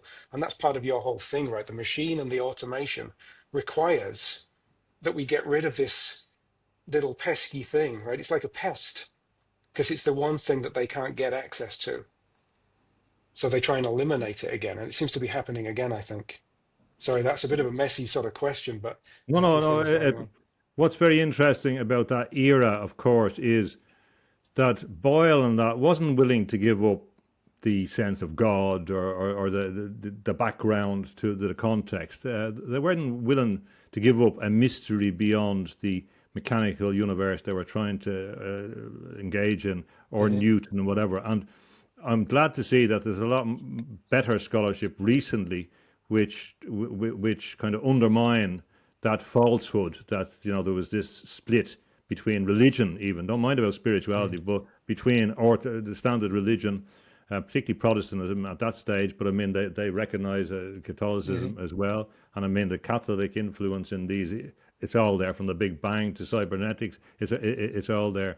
Now, but so what I would focus on is what Hobbes talked about in the Leviathan. He's talking about an artificial soul. It's quite amazing. It's there already. So why is he talking about Yeah. artificial soul? He's talking about a administrative system of governance. So this anticipates the ideas of Huxley. It anticipates Teilhard de Chardin, but he is describing a dream of a monarch, if you like, to be able to Yeah. control everything like a machine. And this is where they talked about the machine of governance, the machine, and then we get the idea. It informs the human as a machine, society as a machine, the universe as the clockwork, Leibniz, and all that kind of stuff. So I would focus on the split between the idea that the ultimate objective is the attainment of governance of a material kingdom, as opposed to an idea that there is a broader dimension which will stand above that, and that's not the objective. There is despite the fact that Boyle was heavily involved and his family were heavily involved in the system that was there, his intellectual interests were not confined and can't be confined to that. But despite all those things, he had a humility about his ultimate knowledge, which I would respect him for. Hmm. And he was interested in the fairies in Scotland, of course. He was involved in that process of gaining phenomena. So he was also interested in what the stories were in Scotland about second sight and phenomenology, and he collected that. So he was open to the other ideas, although they also had all that strange stuff about well, it's described as cannibalism. I don't think that's really but about eating the human body and skull moss and medicine, which is also another Yeah, kind of I heard you mention interest. that in your book. I remember that. Interesting stuff about that. So I would ask, in the whole of what we call as science, that the main thrust of it is about how we can govern the human down to their very heart and soul. And when we get to so that's what I think the objective is. It's not just about governing for taxation or whatever. It's to govern them in a way that they believe that God did, and that therefore they become in that figure, and that therefore that the human cannot be engaged in a process of their own development to wherever that will bring them. So that's really where a control system, and of course cybernetics is about steering, but it's also about governance, and that was what Salvador Allende tried to implement with the cyberneticians from Britain Hmm. before he was overthrown. So it was to bring this stuff into how we govern society. Yeah, I mean, Stafford Beer, who was the guy who went into Chile, Yes, right, yeah, is an interesting case because, very okay, interesting. so Yeah, he did that. But later on, he has this curious book called I Said Ye Are Gods, and he becomes essentially a Teilhard de Chardin proponent. yes, And I don't know whether it's like a repentance of some kind or what, but there seems to be something different in there. And even Norbert Wiener seemed to do some kind of switch at the end where he has a novel, right, called The Tempter, where it's all about this person, this researcher, being tempted by the military industrial complex and rejecting the offer. So it's almost as if both of those two at least, had some sense that they were not doing what they should have been doing and Well, tried to I make mean, up for it in some way. yeah, Norbert Wiener is a great example, and I do find it harder with the other chap, the cybernetician, to work out where he was because he was in more Yeah, same. Oriental, I suppose. So in the end, I don't know, but he did believe he actually provides the blueprint, I think, for a lot of how we are managed today and don't understand about amplification and attenuation, all this kind of stuff, which explains better what's happening than a lot of narrative explanations about stories. But Wiener understood very, so he starts off, as you know, in the cybernet, how to get the gun coordinated and all that kind of stuff. And he realized early on where the cybernetics was going. And then he began to write God and Golem and about Yeah, sorcery yeah, and black exactly. magic. And he wouldn't take the contract. So he lived, as far as I can understand, he said, no, we can't take contracts for these. So he's a really admirable figure in this. I have a lot of Hmm. respect. He's what you want the scientist to do who says, well, I can do this technically, but there's a higher value. And in that higher value, you're referring to something which is eternal, which is beyond time and space, beyond any, because everything is important. Every crisis we have is an existential crisis.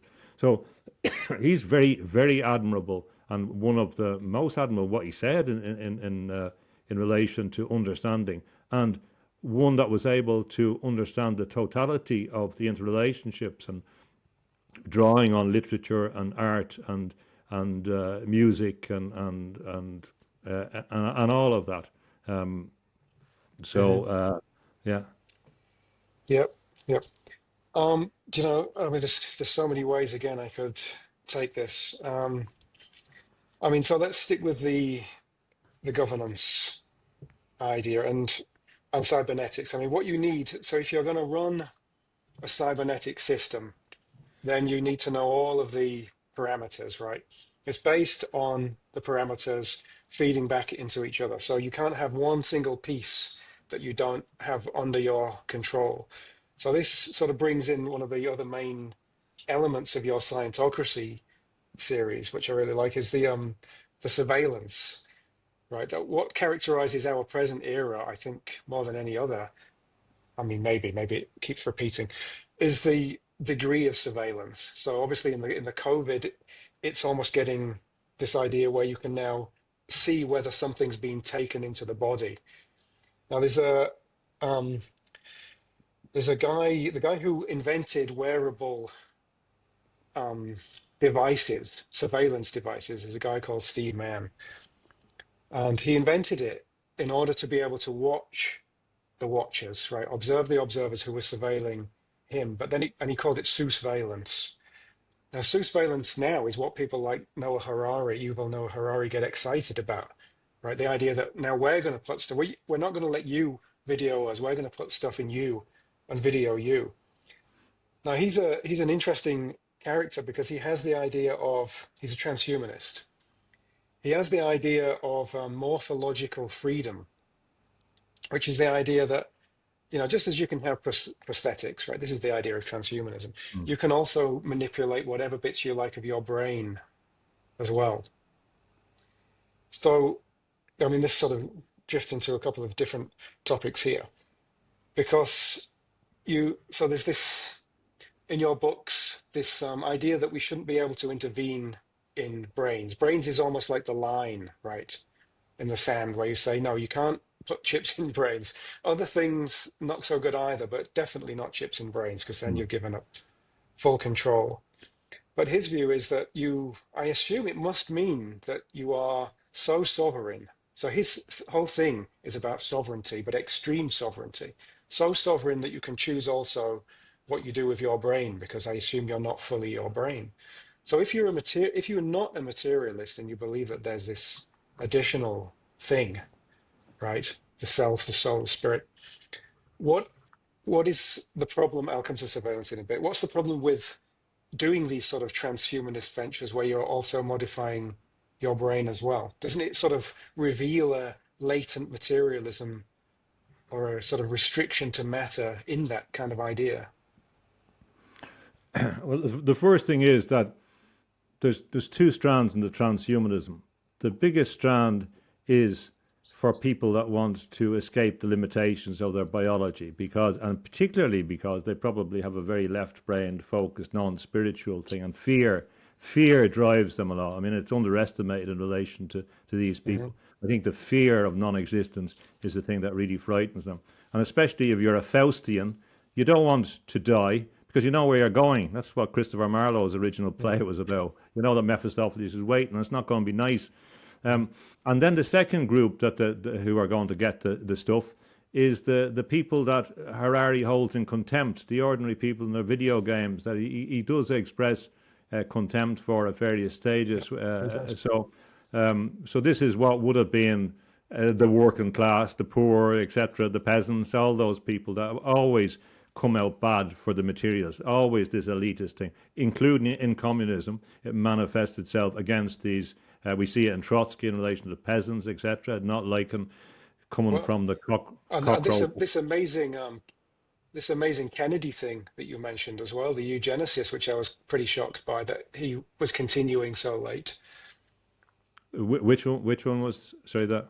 It was Kennedy. Was it Richard Kennedy? Oh There was yes, yeah, some yeah, yeah, yeah, yeah, yeah, eugenicist in America. yeah, yeah. It Yeah. is a shocking, or well, in up to the the for 30 years up to the 70s in Sweden, 63,000 sterilizations, which were part. They had a racial biology institute set up in the 20s. It's all around, and we don't understand it. So then we have so that's why we have to be skeptical about these things. So when he's talking about these ideas in the context of the World Economic Forum and that, it's not he's not talking to he doesn't care about the welfare of the guy the ordinary person in the world at all, and he's quite clear about this. So that transhumanism will be purely for control. So it's only for the godlike class, the Promethean class, and Prometheus is a key idea for them. You reject the existing gods and you use the power of technology to in between over humans, because Prometheus is not a human; he's a Titan, and this is where this is Aurobindo's critique of Nietzsche and the idea of the Titan. He said you're talking about a different thing. You're talking about not about humans and about human development. So because he saw spiritual evolution as the key thing.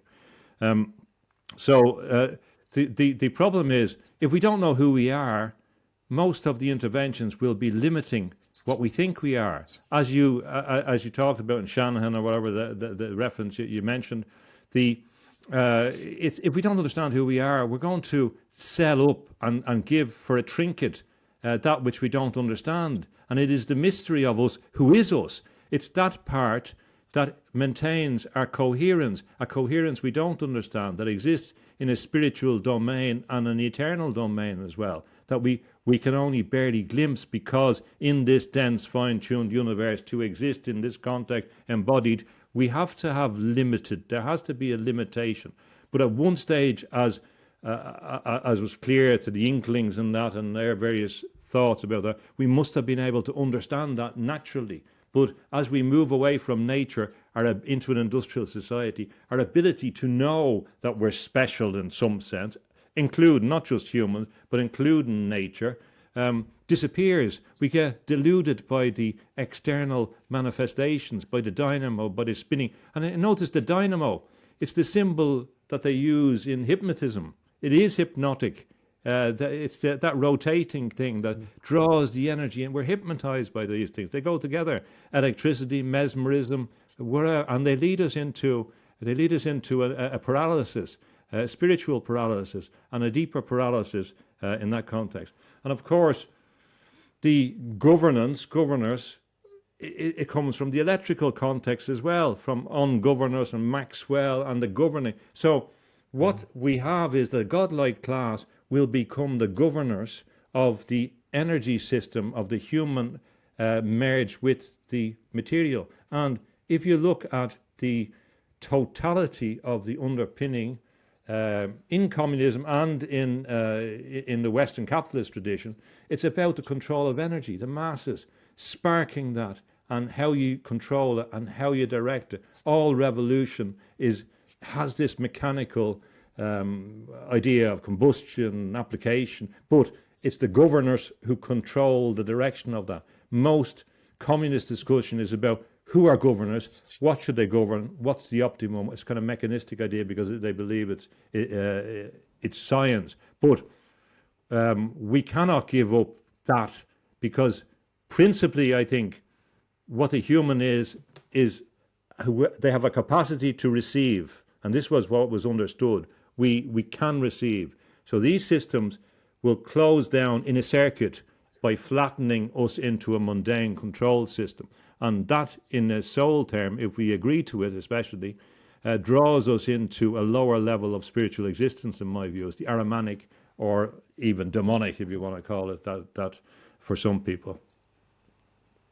Yeah, I think so. I mean, so there's this, so there is the attempt to get rid of it in people like Shanahan, but as you pointed out, you can also kind of capture the inner component as well by pulling, we have this thing called human in the loop, right? The idea of AI systems now is you can almost sort of keep AI on track if you put a human in the loop, but then the human becomes, I mean, Marvin Minsky mentions this, the human has to become part machine to Yeah, interact with the machine.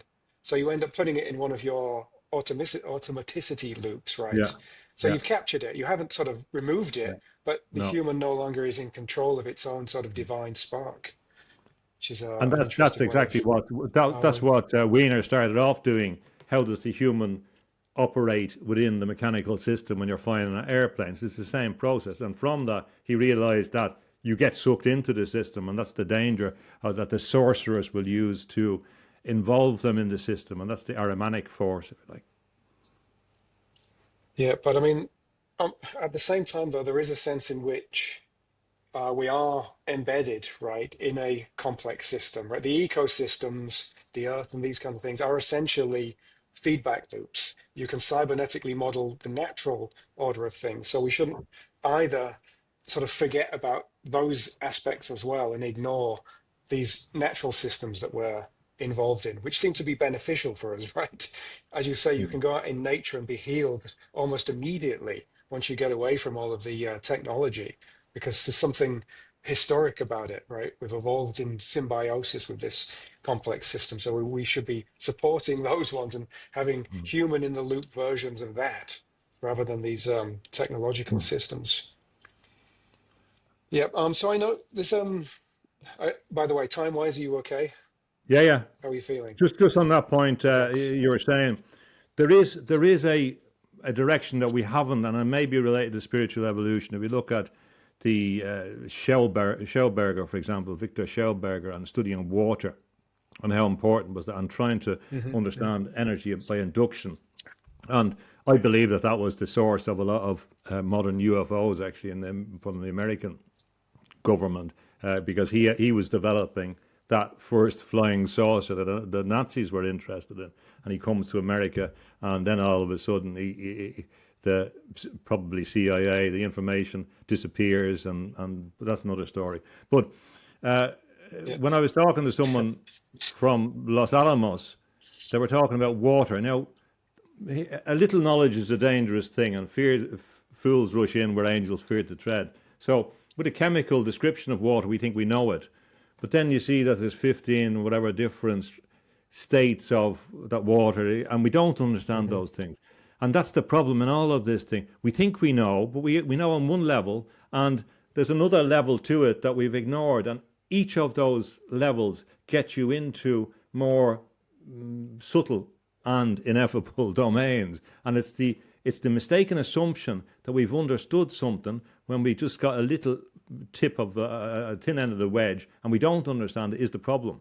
And that's where it behoves a certain humility in relation to these, both spiritually and scientifically.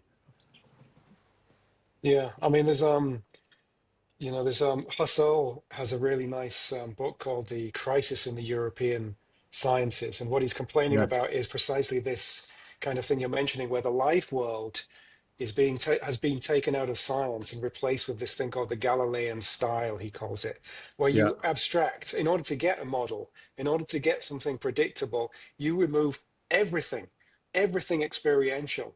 And then Schrodinger, in some lectures, obviously he was an Irishman for a bit, Schrodinger. Yeah. Schrodinger has the same thing where he says, look, we've got these models, but They've removed everything human from them. They're colorless and mute and inert. They're not models. They're models, but they're not nothing like the system. In order to do science, you need to remove everything. And this is the McGilchrist thing again, right?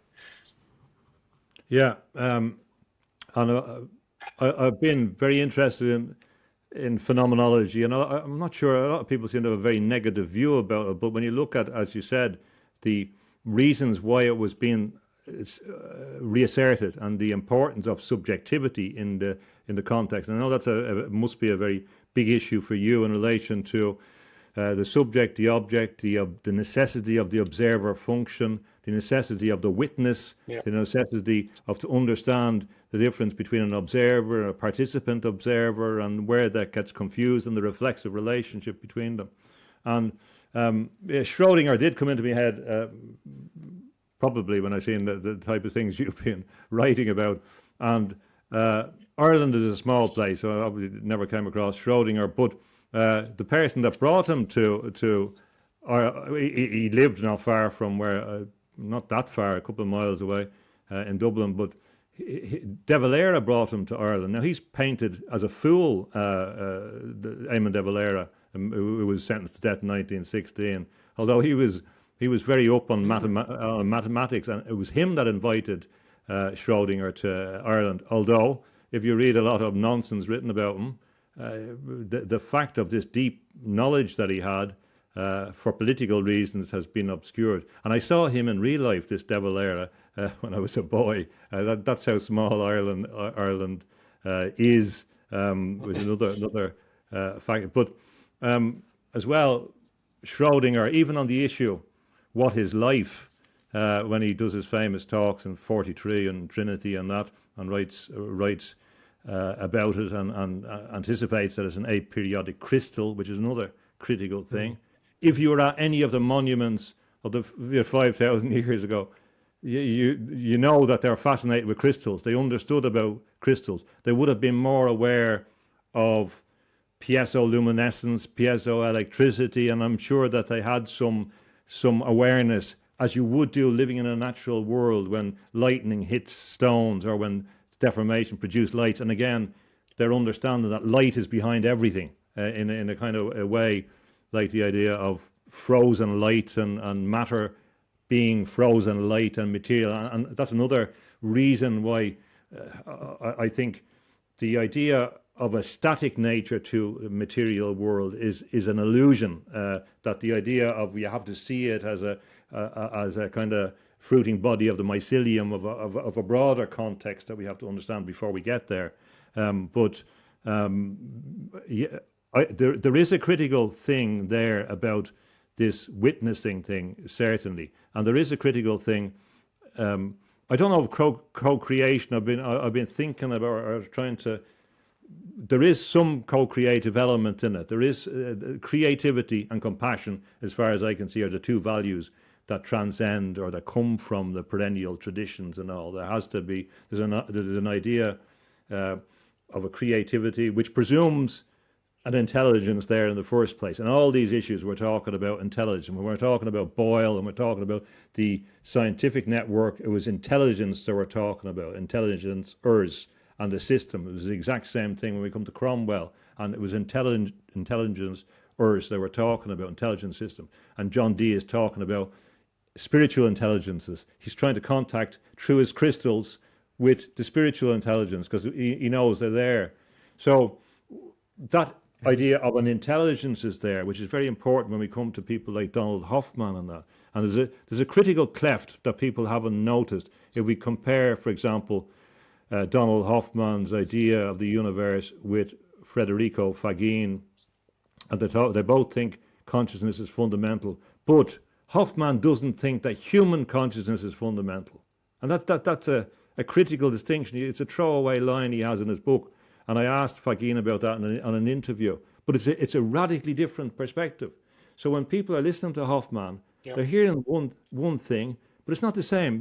When you say consciousness is fundamental, then you have the question, you wouldn't think it may have to follow, but do you include human consciousness in that?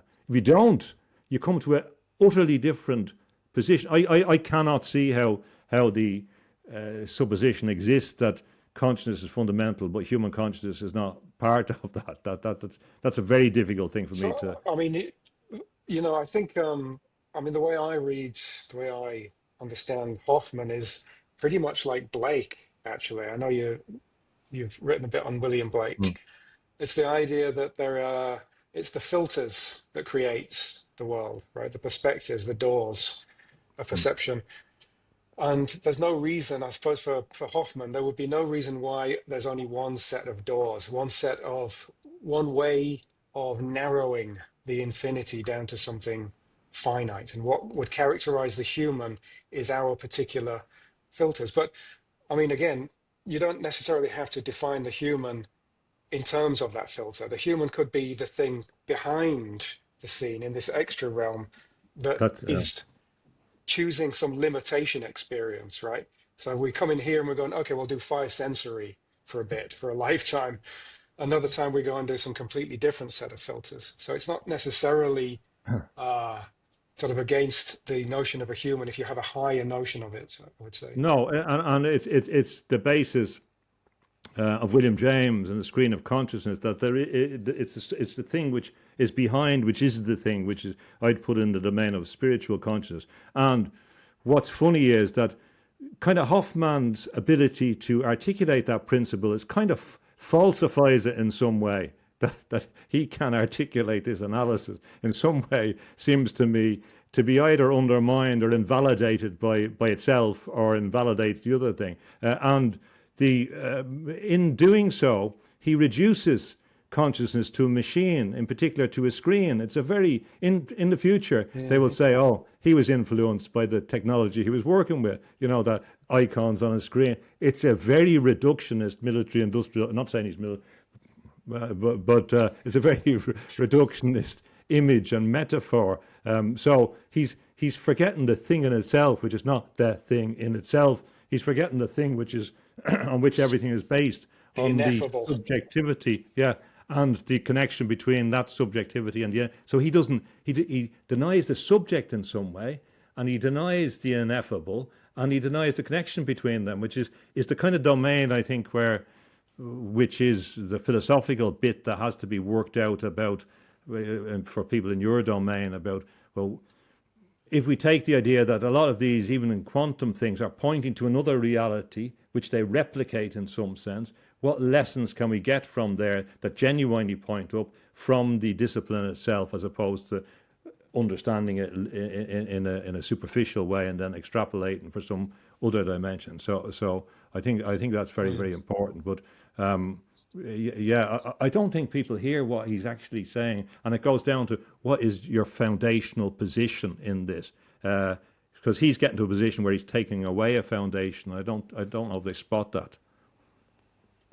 Well, but then what he does is, and I don't like this bit, is he imposes this very strange mathematical entity, the amplitudahedron, which is supposed to be like a space of possibilities for having these experiences. So it's very reductionistic. And then you can just ask, well, why that one? Why the amplitudahedron? Why that structure, not another structure? And as you said, there's no subjectivity in that. It doesn't give you Yeah. an explanation for that. Anyway, okay, so yeah, I would agree with that. I don't really know much about Fagin's view. It He, he, sounds he a he little bit like emphasizes dual the aspect monism, he emphasizes these. the I'm a lot subject, more exposed to that. He the he subject. comes at a because he developed the a particular chip, which was a big chip. So he's worked in Mm. industry, but then he had mystical experiences, and therefore he had to Yeah, I saw that. reconcile them. So he's credible. Going back to what you're saying, he's credible on both in relation to the ability to synthesize them, but he doesn't take away the fundamental subjectivity, which I see Hoffman doing. And of course, when you come to conscious agency, it's an ideal system for running a totalitarian. I'm not saying he's doing that, but it is an ideal conceptualization of running a totalitarian governance system. To just say, oh, well, what are the conscious agents we're dealing with? How do we manage them? And then attribute the same Mm. equality to a machine and to a human and with no speciality. It's very post-human. I'm not sure. He has suggested that people, when they understand the implications, he did it in throwaway line here and there in interviews, say when people understand the system, they'll be very kind of annoyed or angry, or if they understand the full implications. And I think that should have been explored a bit more. But Mm. Yeah, I mean, it's interesting with Fagin how all it takes is one experience, right, to completely upend the most staunch materialism, but at the same time, it's kind of not so good because, I mean, I was fully materialist atheist about 6 years ago, and it took a similar experience to dislodge it. Nobody could have persuaded me. So no, whereas, so that there's a very difficult position we're in. People that want to do something, you can't reveal it other than by them having the experience. So I mean, no, my own method has been to try and use their own tools and concepts to try and show that they are in themselves, they have properties that go beyond their worldview. So the concept of information, and even the transhumanists eventually are pushed outside of matter, right? Because the idea is that they're saying ultimately that they are a pattern. A pattern of what? A pattern of information. What's information? Well, it's abstract. How does abstract become concrete? Well, it needs some sort of participation to assign meaning. So you can lead physics and transhumanists. Physics happens in the same way. They're now saying that physics is information, right? And a lot of them view it as a physical thing, but you can't view information as a physical thing. It's meaningless without meaning assigned to it. For yeah, that, you need this. So far as we know, only the human can do it, can be the thing that assigns meanings. And you can mm, do it in infinitely many ways. You have an infinite potentiality stored somewhere in every human to be able to reinterpret the same thing infinitely many ways. So again, you can sort of use what they view as a heavy physicalist picture and lead them elsewhere. And yeah. I don't know, it's sort of one possible way of getting through to people that haven't had the But it's experience that funny because transforms things for them. a, a lot of um, a lot of my English friends, you'll be familiar with this, but their mindset, and maybe maybe hundreds of years, the Industrial Revolution, it's very physicalist. So when I talk about spiritual things, they just it's just you can't move anywhere. You can't put it's fixed. You cannot do them. There's Yeah. nothing I would say, and I don't waste my time, and I don't annoy people anyway about the things. But you're right in relation to that. But there has to be something, and it's often non-intellectual, and it comes from an ability to receive the thing as well. What was I was going to ask you or can you mention what the experience was that changed, or is when you mention the experience? It sounds, oh yeah, I mean, it sounds a little bit like your thing in The Rose, but it was waking, came out of nowhere, really, completely unprompted. I just finished a book on the shortness of life and thought I had a good intellectual argument for being okay with the shortness of life concerning limitations and the power of Yes. choice and the Mm, meaning that you get if you have a limit. mm, And I've been reading the books of the dead, the Egyptian books of the dead, on a project on existence that I'm working on still. And it was a sort of a full disappearance of subject object. mm. You mentioned Avi Warburg in one of your books, and Yeah. basically it sounded very similar to that. And I ended up Mm. doing similar projects. You mentioned the same thing. His Bilderberg, his Mnemosyne Atlas. I ended up Yeah. starting something very similar after this experience. So it broke down. There was a sort of dialogue with the universe, like a presence, a load of sort of teaching almost, like I was being taught lots of Yeah. things, including things that I had no knowledge or interest in, all of loads of like esoteric knowledge. Um, and it was a long time to process. I mean, it hasn't really stopped, right? It wasn't an experience. It was a transformation of being, essentially. And I'm still there, really. It's not quite as intense, obviously. And I've had a couple more, often by going into nature and having nothing and lying in some sort of rocks away from everything. I've had additional versions of this thing where new stuff seems to come in. And it's sort of this, they're just the golden light, the bliss, the absolute vanishing of any fear of death, which, I wrote a book on the life is short. I had fear of death, but it was gone in an instant. I had no fear of that. It's an interesting thing. It's amazing. And it's the same with everybody, essentially. There are differences, but it's pretty much, it's a repeatable phenomenon, right? If you want to be scientific about it, and people have done studies. Well, there's But again, even when you, yeah, go on. there's we talk about experience. I mean, and then you say, because I'm coming from a legal background, evidence is very important to me, and I'm very careful with evidence. And so I remember I had a dream, and I woke up, one of these remarkable dreams. Again, it was the end of it in this particular one, and my wife had a dream. Again, there was another thing about I was thinking about the Virgin Mary, and but she had a dream, and she doesn't have dreams like that. And she said, I had it before I said, and she independently had. So it was a strange that the phenomenon appeared, when there was no other reference to it. So you get these odd triangulations as well, and evidence that helps you distinguish. But it is the affect of the dreams that at some state in your heart, if you like, that there is a different level of beyond in the intellect. And in some sense, people get obsessed with the created in the image of God. Even in the Christian traditions, we look back, the image is often associated with the intellect, or particular elements, or particular of the heart that is the image. And we get confused sometimes. I do think there is the incarnated dimension as well. But these things are effective. But I have learned, or I have a very strong view that we cannot really convince people intellectually about something which is primarily non-intellectual.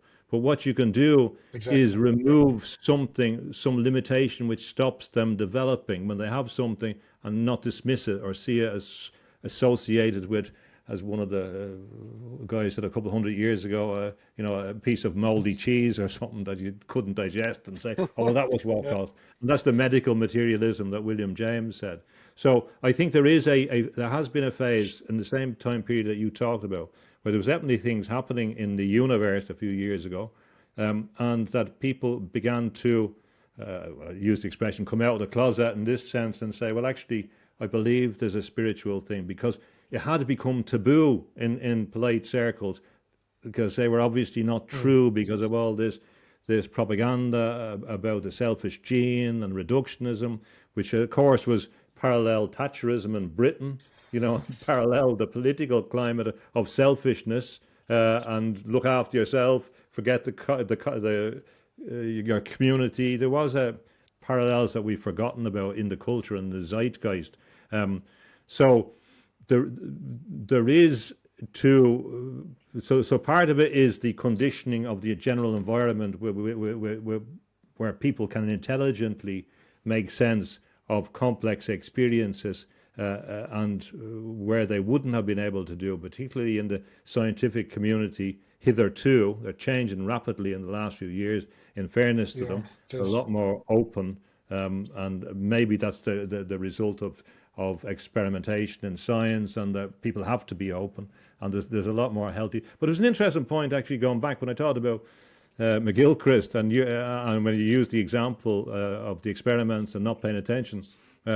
What is interesting, when I read the book, and I was really into the transhumanist discourse, that he didn't actually mention a lot of in the book. Now he has subsequently, and I know he was writing one thing and it was big enough, but he wasn't. There's no concern in the book about these big issues, funnily enough, and that I thought was fantastic for what it was, and I'm delighted that afterwards he has begun to move into it's a logical step into the transhumanism AI threat. But it's not in the two big volumes there, so it's, Yeah, that's true, I actually. don't, so I'm not saying he could have or he should have, but it's interesting that it doesn't figure in that. And then from there, he moves on intellectually and says, okay, well, here is the threat. And he's talked a lot about AI and transhumanism, which I'm very grateful that he has come into it because he has a firm base in which to do so. Yeah, I mean, I'll be speaking to Ian in November actually. So, and I'll probably obviously go into these transhumanist AI Yes. issues.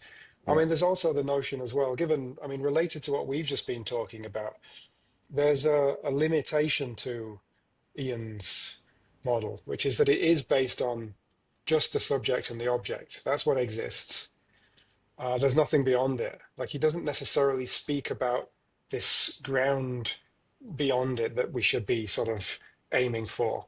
So this is why, I mean, you can sort of get a balance of the hemispheres if you are beyond it, and even sort of the suggestion that you can get control and shift from one to the other suggests that there is another thing behind the scenes that is able to choose that is neither of them, right?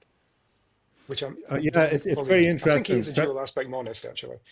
Yeah, there's a very interesting dimension, and McGilchrist, Megillah Christ is the servant of Christ. I think is a translation from the Gaelic, if I'm not mistaken. Now, there is an interesting bit about. I wonder in the end where does it get to? Because it comes to a point, and this is about the religious thing, because he is studiously avoided. And he comes from a background like, I hear him talking with John Cleese and that, who's been very hostile to religion. I mean, and very activist against religion and all that. But I mean, uh, I think some of these. I think I'd be interested to see with John Cleese as well. And he's been on some of these talks with the Scientific and Medical Network, and but they were players in a bigger game that I don't think they understood. It wasn't just some of these things are not as compartmentalizable about the undermining of say, the religious thing.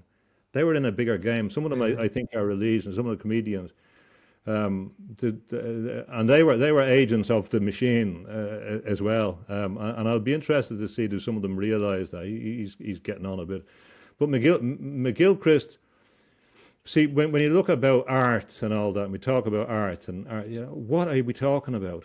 None of these things came from nowhere. Most of the Western artistic tradition is associated, for example, with Christianity. You don't have representation of the human figure in Islam. You don't have it you don't even have it in the same way in Protestantism. You don't have it in religious Judaism. So the human Yeah. figure, as we Well, understand it, I mean, it's ancient in the Venuses, right? You have the Venus sculptures going you do, yeah. way It's the back. Greco-Roman tradition is there, but in relation to, Yeah. um, so the okay, I should have put in the Greco-Roman Christian Western tradition about the figure and the Renaissance figure, and the Renaissance, of course, is coming back, but it is very much about an idea of the incarnated human, which is seen to be the Mm. base of the criticism of the post-humanism now. But so when you look at the musical tradition. I mean, it's very, we can separate all the modern stuff we want, but when we go back to Mozart going to the Vatican to take down the secret mass, or so he memorized the mass and the notes, and you look at the tradition which it came from a very specific foundation in the West. And we Hmm. think, and this is like the journey to abstraction, there's a similar thing with the music thing. Now we can produce it electronically. Then you have Brian Eno and all this, and the machine produce, and there's a big conflict between what the product is and what its object is. And now, I mean, everything you say about what AI can't do inevitably turns out to be wrong, unless I think it's the only one we can say in the end is whatever the human spirit is. I think that will be the last one, and I don't think it will be by that stage will be over. But in some ways, you can get great poetry off the AI, but it's not poetry in the sense that the subjectivity of the human is not there. It's something else. It's the form of poetry, and it may fulfill a certain function, but it's not the same thing. They realized in Bletchley Park that the machines that they were using in decryption could make electronic music, and that a lot of electronic music came from military-industrial complex. But it comes back to, again, Hmm. this idea of, well, what is the bigger game about? Does music exist on its own?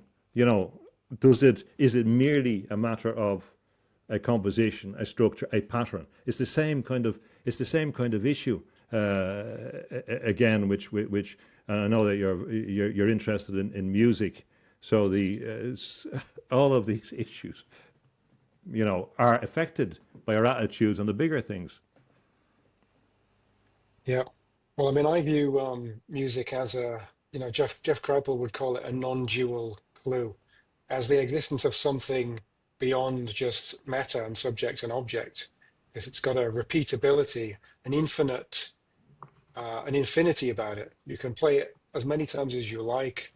You can multiply play it simultaneously. You can not destroy it. Now, if you can't destroy something, that means it's not material. Just like information, this is why I think information it's sort of leading us somewhere bad, but it can be used to lead us somewhere good, i.e., pointing us away from mere matter as being everything there is. Yeah, but I think you're absolutely right. I mean, subjectivity is clearly the thing that is missing, unless we can find a sort of a Prometheus who's going to put the divine spark in in an AI. It will never have the ability to infinitely reinterpret, right? Any object, any string of symbols can mean infinitely many things if we desire it. That's sort of the most miraculous, amazing thing about the human for me, is we can infinitely reinterpret one and the same entity, without end. That's a kind of miracle, I think, and it sort of points to the fact that there is another space, call it what you want, the imaginal or whatever, that has to exist for that to be possible. Yes, and also our capacity to make mistakes is a critical aspect of our humanness. The unpredictability and Hmm. the luxury to make mistakes. The I think that a lot of art that is ultimately successful, whether it be music or painting, is dependent on recognition, and what is in the recognition is of something beyond the thing itself, which works, which refers to a something which is true, if you like, in some sense. I mean, as well as the beautiful or whatever. It's true in some sense, and that is an implication of the divine or eternal realm. That there's something in it that is making a reference to something beyond itself. And sometimes we intuit that, but can't explain it necessarily, or can't reduce it. Yeah. Um, the I mean, there's almost a definition there, right, of life or the divine spark, which is that it can't be replicated. So, there's a really nice quote from Jung where he's talking about humans having this role to play in the cosmic order, because God isn't going to stage manage the whole production, because otherwise you would have lots of dreary little machines, he says, or something like that. And you can even see with if you have like a fake fire, for example, rather than a wood burning stove, a fake fire, it's so unbelievably far from the real thing, from what nature has provided, that it's not replicable. And we get sort of, there's almost a distaste from having something artificial that tries to mimic something natural. It stirs a kind of physical reaction. Well, it does in me. Maybe like the modern generation are not going to have quite the same reaction, but there is something unreplicable, I think. there's I think that's right. And you remind me as you're saying that I used to go down and see the relations. How bachelors living on their own, happy as Larry. You're not meant to be happy, but they were as happy living close to nature with their animals on the farm, looking into the fire, and you could Yeah. stare looking into the fire for ages. The turf fire that they'd grow, etc. And yeah, some other Yeah. time the non-dual. I found myself reacting to the non-dual. I haven't formed a fully because even non-dual is dual. It's got two elements to it. Yeah. And also, It's if you look at on the Google Ngram, it comes from a very specific time. It's very Western, and it refers to the Orient, but in the Oriental context and Advaita and etc. It's I don't think it's the same thing. So I've I've become cautious about using the word personally, or the words, or the hyphenated word. Another Yeah, interesting I know debate it's the there. I'm not. problem of it's basically the problem of words, right? When you're trying to describe something that is Yes, beyond the Wittgensteinian kind of. encapsulation. Yeah. Yeah, exactly. The Yeah, cloud of unknowing. yeah. I mean, okay, so I've got so many more questions, but I think they go into slightly different topics. So maybe on another occasion we can revisit and go into some of these things. I had more detailed questions about surveillance and even things like the CAA and sort of mind control issues, which you go into, which are amazingly interesting. And people would think you're a crackpot, right, for mentioning a lot of these things, but they're absolutely there.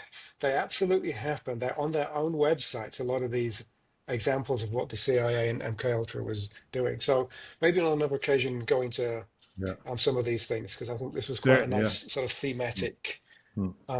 group of issues. And we are now almost at two and a half hours. So, I mean, Great. is there Yeah. anything else that you wanted to add, or anything about some new writings or some new things you're doing? I have a new book coming out, and again, it deals with the kind of political aspects of, or the philosophical, more underpinning the political context, and to try and to try and do a duality, to present a political figure and religious figure.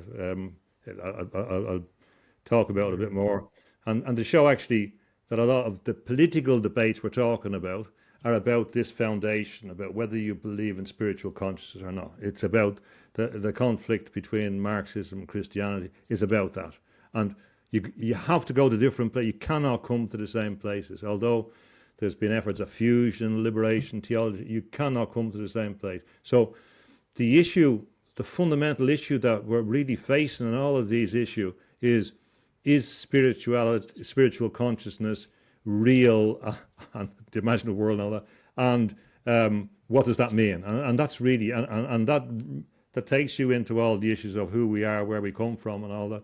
So either you accept that it is, or you don't, and that we can live in the grey area in between.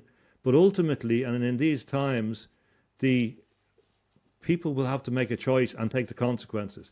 Now, I don't care what if people choose to take, but I would urge, especially any young people that don't believe in any of the spiritual stuff, to do themselves a favor, because it's in their own, as you're talking about the psychic Yeah, disintegration. It's in their own interests, because you cannot see yourself in terms of limited mental constructs. You don't do yourself a favor. So I only seek to say those things in an empowering way, as you do yourself, and to assist people, not to beat them about the things. So my purpose in the next one, which I should be finished soon, will be to say, well, what is the consequence between this, and how does that interpret, including in history?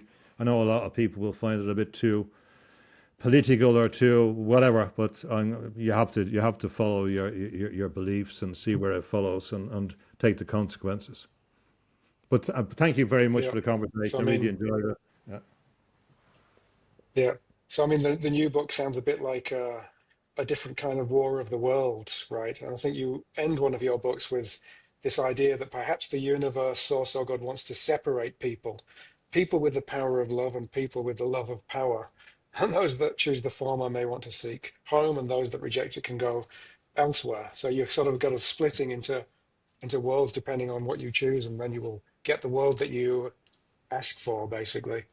I believe Yeah, that. I believe, unfortunately, that we're going to the people in the love group or whatever are going to suffer a lot because of the other people. But that's where the realization of the and the vindication of the values will ultimately be asserted. So, but for the ordinary person, by adopting a view which is not given to them in a limiting sense, adopting their sense of connection with the ineffable, their life will be immeasurably enriched And as Maslow, as proven, if you like, phenomenologically, they'll be better at doing whatever they do, whatever they choose, whether they're fighting an MMA or whatever. They'll do it better, or being a loving husband or whatever they want to do. Their life will be improved by focusing on the reality of their spiritual consciousness, and there's evidence for that. So I would encourage them, especially Yeah. people with so much despair and disappointment, disillusionment, disenchantment, to take it seriously at least, and to go on their own exploration. Yeah. Hopefully it won't make them better transhumanists. Yeah, yeah, yeah. But All right. Thanks a lot, James. great talking to you, Dean, and Thank you very hopefully much. I talked. And I'll be looking forward to seeing your conversations and to see the arguments that begin to emerge from there, and to contribute towards that. So good luck, and thanks for the conversation, and great talk.